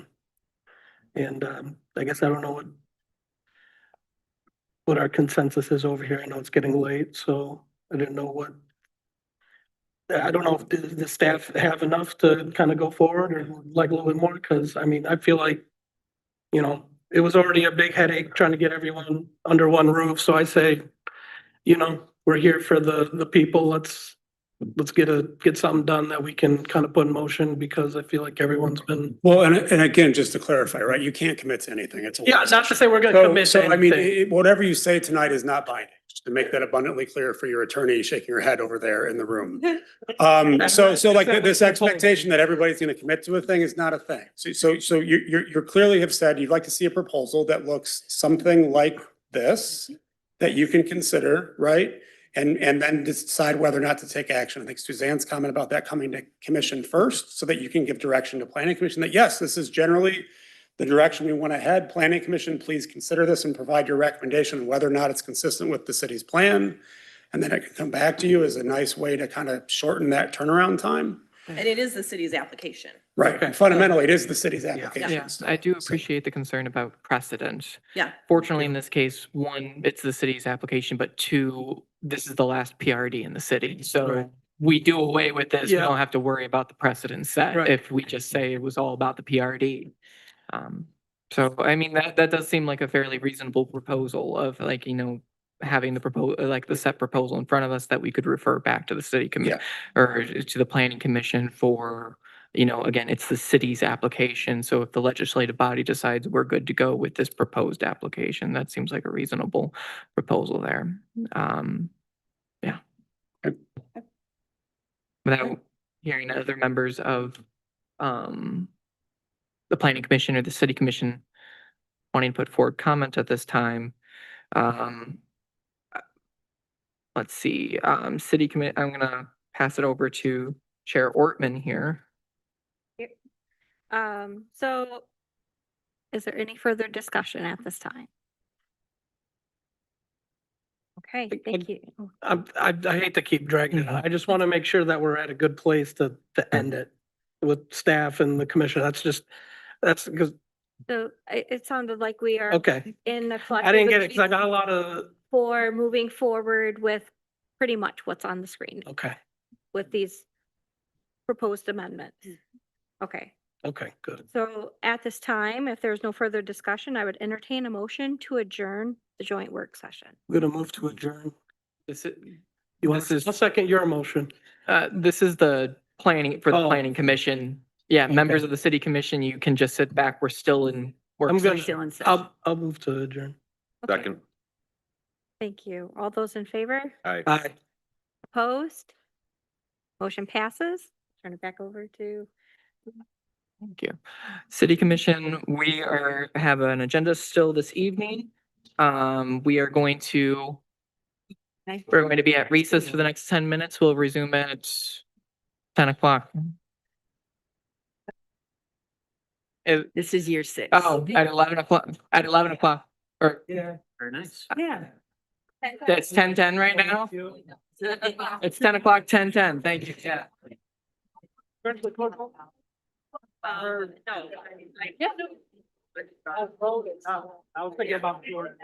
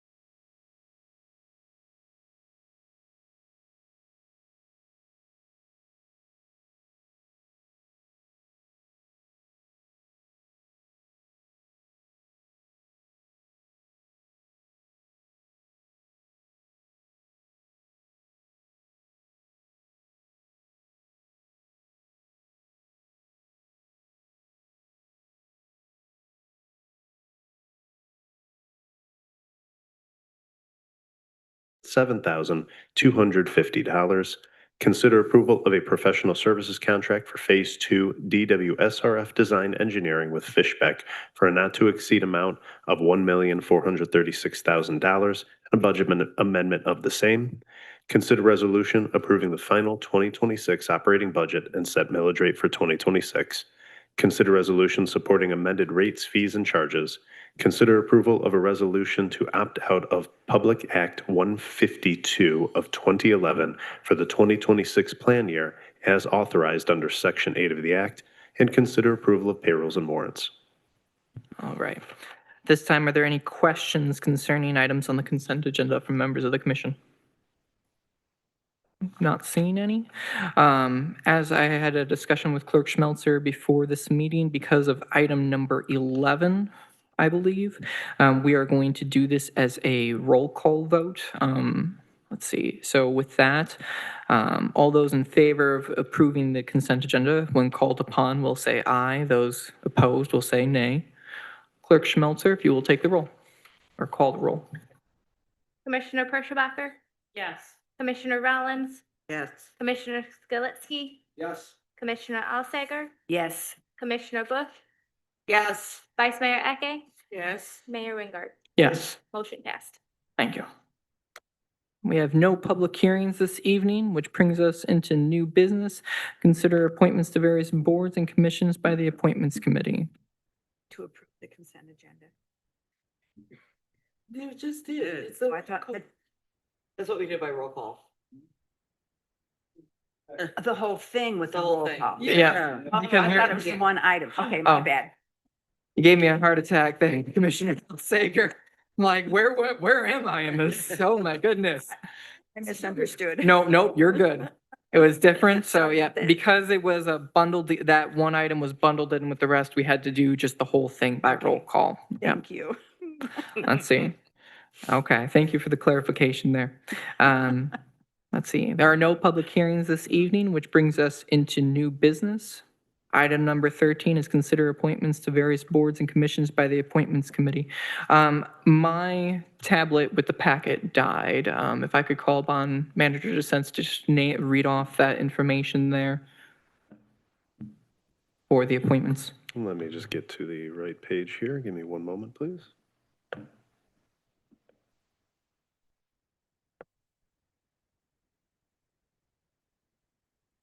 Right.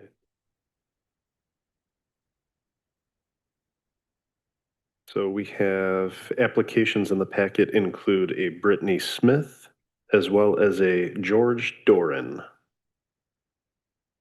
And does it list out the specific, Brittany Smith is Parks. yeah, Brittany Smith is Parks and Rec. George Dorn was Historic District Commission. I believe there's a partial term on there.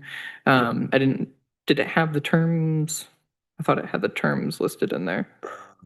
And then the other would have been Ann Swift was seeking reappointment to the Historic District Commission. Let me see if I can find this in. I do not see it in the packet. My apologies. No, you're good, you're good. Okay.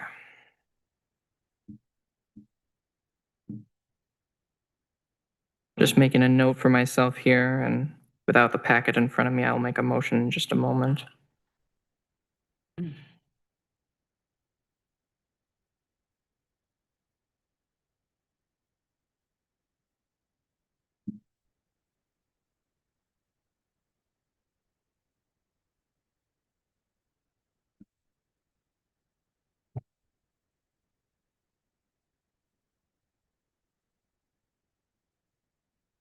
Okay.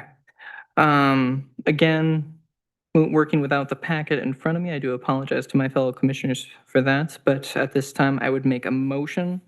It would be to approve Ann Swift's reappointment to the Historic District Commission for a full term. George Doran to fill the current vacant seat for, it would be a partial term. And then Brittany Smith to fill the current vacant seat for the Parks and Recreation Commission. Do you need a second? I would need a second. I'll second it. Okay, so there's a motion to make those three appointments and a second by Vice Mayor Eke. All those in favor of the appointments, please indicate by saying aye. Aye. Those opposed, please indicate by saying nay. Motion passes. Thank you to my fellow commissioners for that patience while we made those notes there. That brings us to item number 14. At this time, we're going to have a discussion on commissioner vacancies.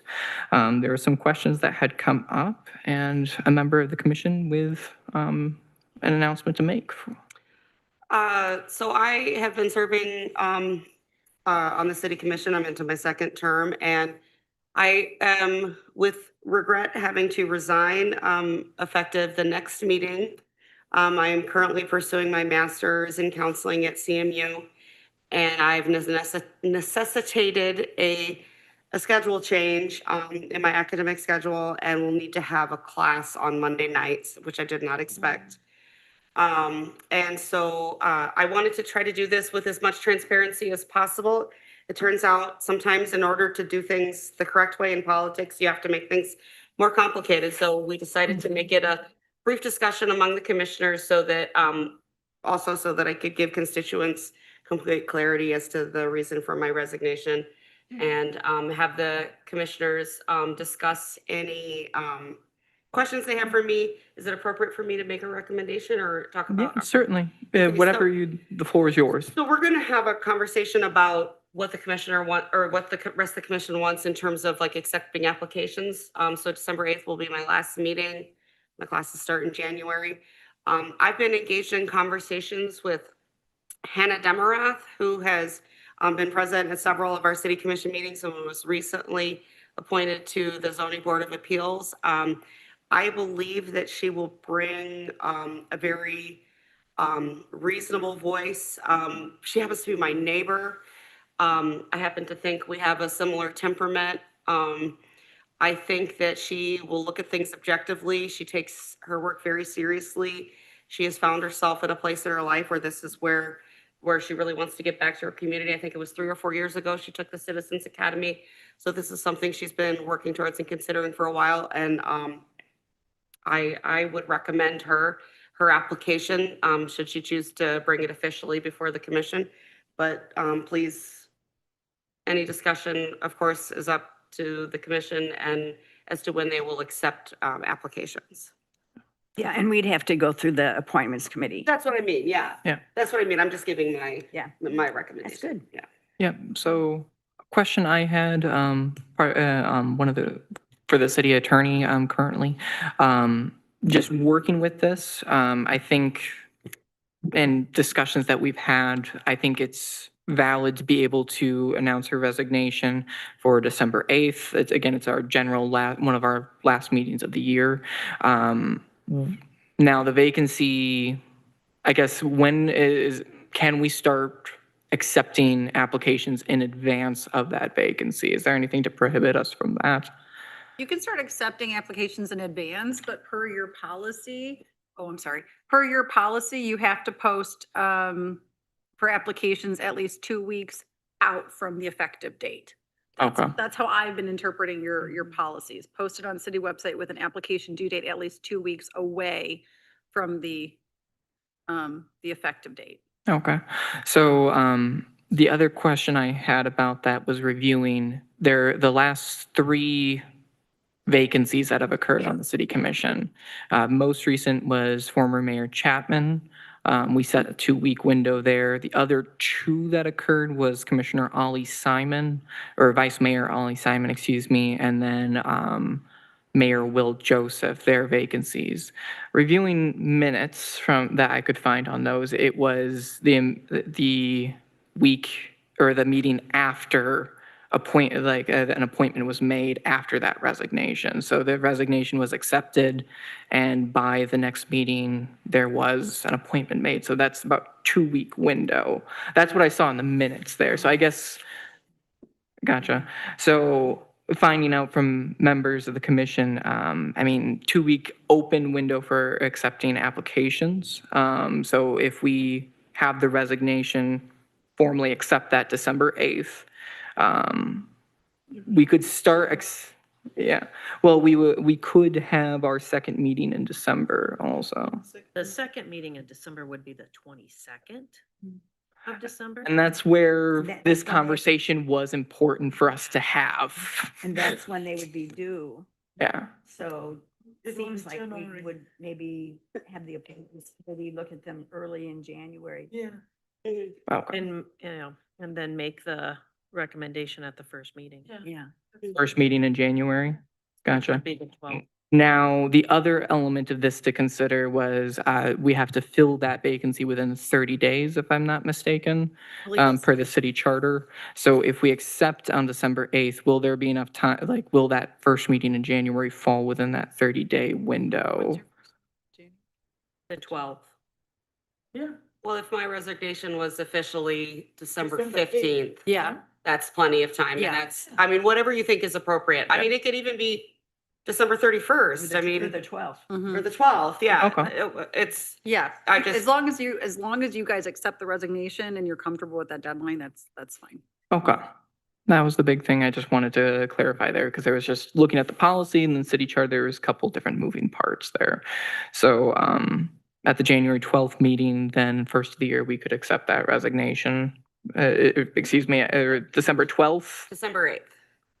December 8th, we're able to, December 8th, January 12th. and then we accept the resignation. Okay. We might have time to make a recommendation by the first meeting of the year. Okay. And if you make, you'd have to accept, and you'd have to accept the recommendation. Yeah, you'd have to make a recommendation by the first meeting of the year, yes. Yeah, with the timeline. Yeah. Okay. Gotcha. Does that sound Yes. acceptable? Yeah. So they would be sworn in? No, we just have to appoint. Yeah, they don't need, In on the second meeting. Okay, yeah, so the second meeting in January, they get sworn in. okay. Gotcha. But yeah, just with those moving parts, it's the end of the year. That's where thank you, Commissioner Bush, for allowing us to have this conversation. Let's see, any other questions then at this point then? Gotcha. So we would open up applications at this time would be the interest, or would we wait until like December 8th to open up applications? Thank December 8th.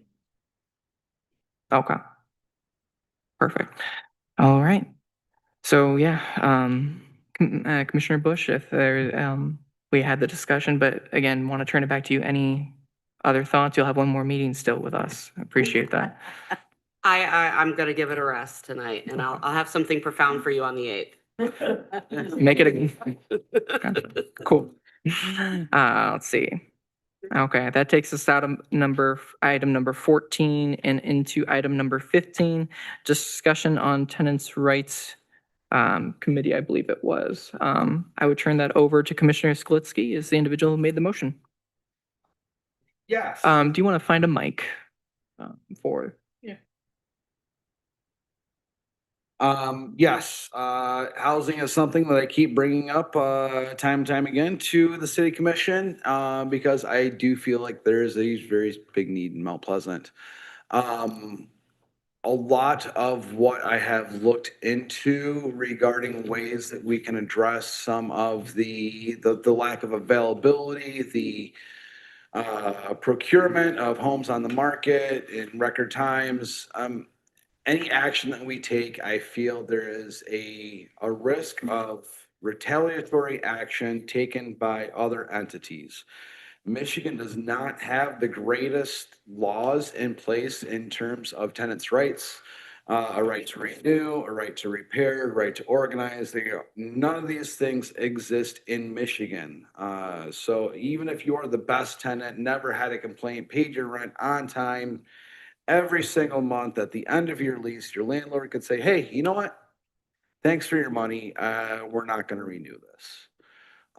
Rather than just having one commissioner trying to push all these things forward, I feel like a tenants' rights committee would be better, would have more teeth and more traction to help iron out any wrinkles that there might be in trying to instill some ordinances that would help deal with the housing crisis that we have here in town. Commissioner Bush. I know I just resigned and all. But, You have until the 8th. I have till the 8th, yeah. So I definitely think that there is some potential teeth to this. I think it would be, and I'm not saying that you have not already looked into this. I would just like to add my voice that I would definitely want to connect with other organizations doing similar work, like Habitat for Humanity and Housing Commission, and kind of go from there. And before we, I think we should see what else is going on with similar organizations, because I think they should be, would this committee be like involving like community entities other than? I feel like that people within the community should have a seat at this table. There have been efforts made by like the low income, housing commission in the state of Michigan for things like right to renew, but they have not been passed through the House or the Senate. So I mean, these aren't things outside of just the realm of possibility. There's things that have already been put forward. They just have not gotten pushed through, as legislation for the state. We as a commission can make these things happen. Cool, I'm talking about like the things that are like other organizations locally too, is what I mean, yeah. Vice Mayor Eke. I think it's a good idea.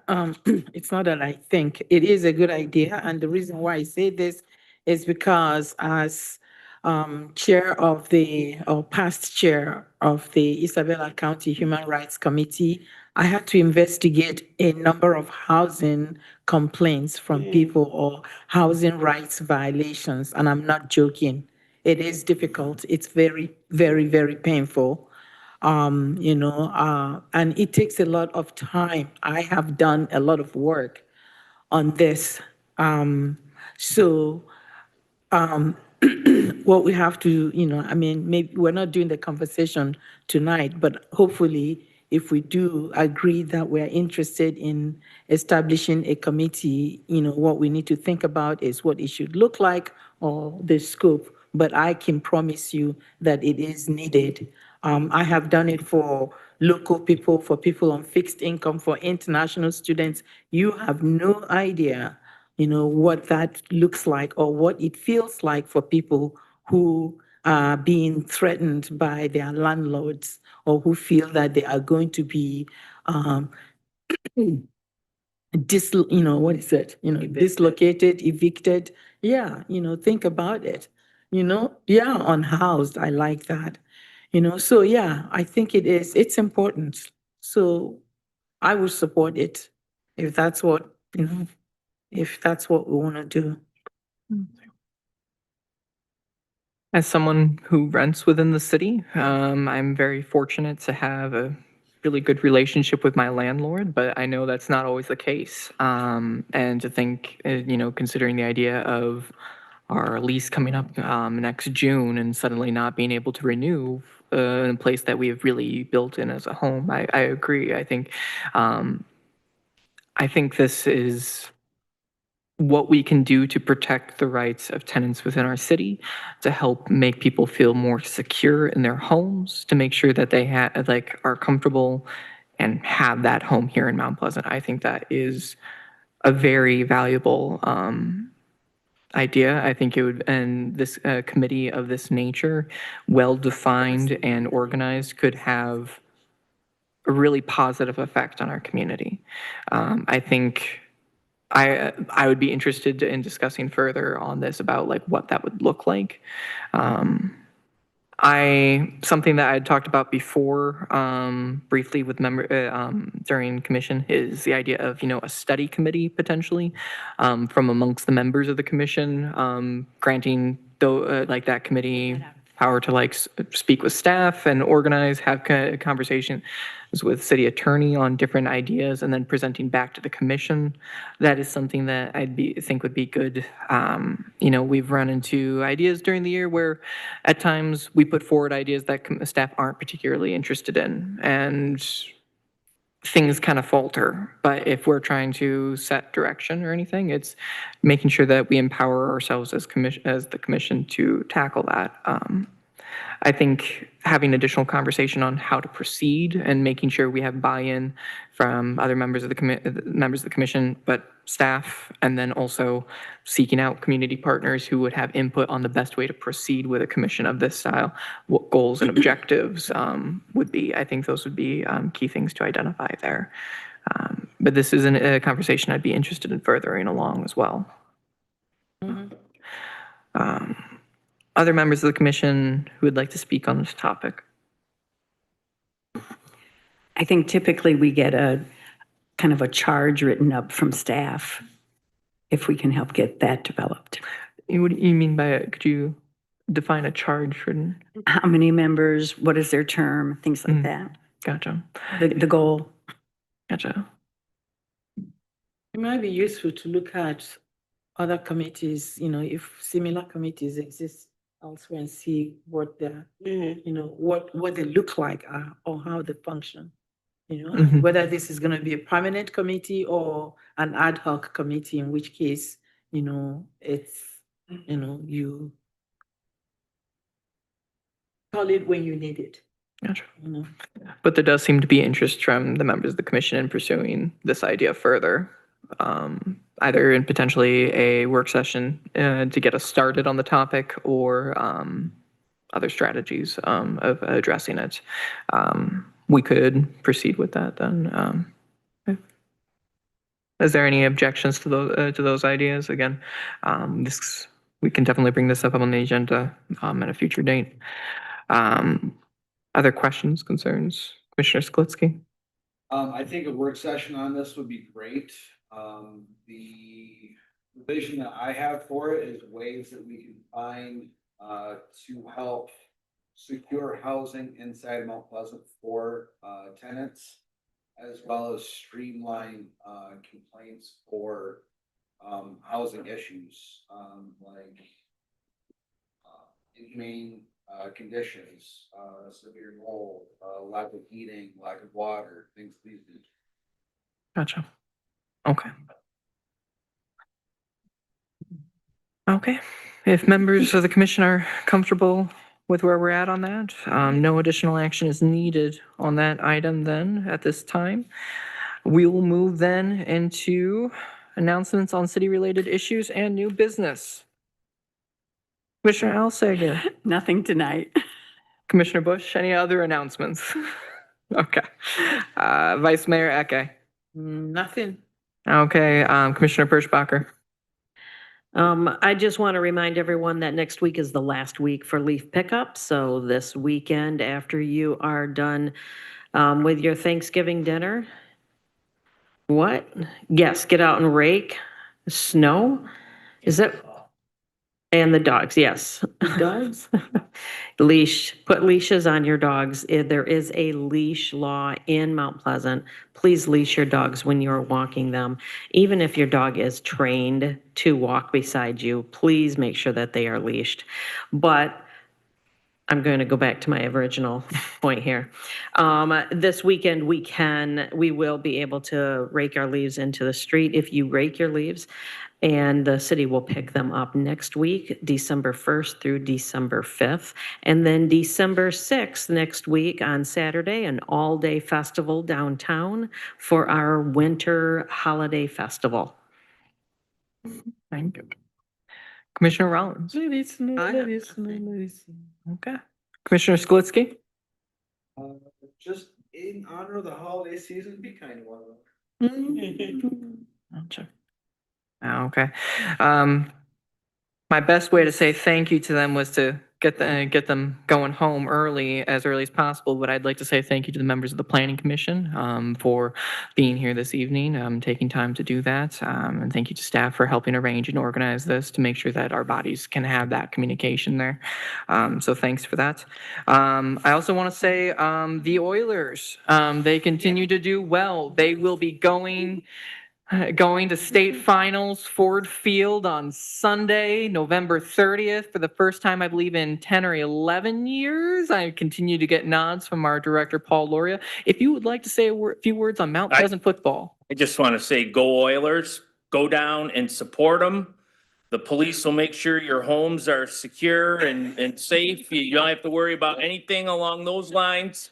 Go down and support the Oilers at Ford Field. This is a great experience and opportunity for the community. And your presence would be welcome, even if you may not be a football fan or whatever. Go down there and people watch and then occasionally glance at the field. So the police, the fire department, we got this on this side. Community, go down there and support them. Okay. So again, go Oilers. Thank you, Director Loria. Let's see. That's it for me as far as announcements and city-related issues and new business. And that'll bring us into public comments and on agenda and non-agenda items. If you're a member of the public and would like to give public comment, please step up to the microphone. You'll be given 5 minutes. Note the timer here. Please state your name and address for the record. My name is Margin Notstein. I hate to beat a dead rat or whatever and talk about that southwest corner again, but I'm going to. And my address is 1361 South Crawford Street. Just some ideas from me sitting out there and you yakking up here. I'm irritated how the landowner can push the church school idea onto all of us. Number 2, seems like the CD4R would protect the building of new residences. 3, what if the 5 acres along the road stays an empty strip mall? 4. Last year I asked the schools what acreage their schools took up, okay? Vowels was approximately 10 acres, I thought. And when this school is asking for 25 acres, I think to myself, oh my goodness, what in the world are they planning? And I see they're planning a football field and whatever else. But when you think of 5 acres here and 20 acres down here and possibility of this being something, and someday maybe CMU wants to sell, that's such a hodgepodge. What in the world are we going to do with little hodgepodgey things of residences? And so I'm with Ms. Eke that 10 acres at least up here, or 15 even. They don't need more than 10 acres. Okay.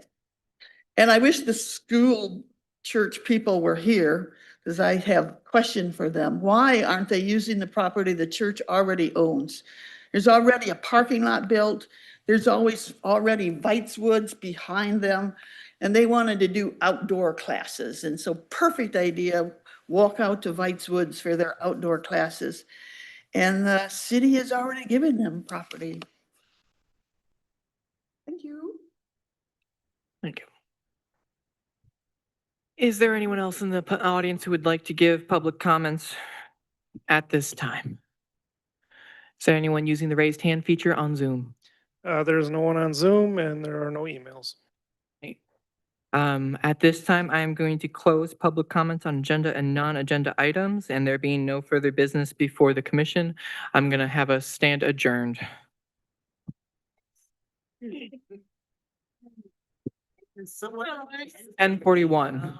Forgot to say it.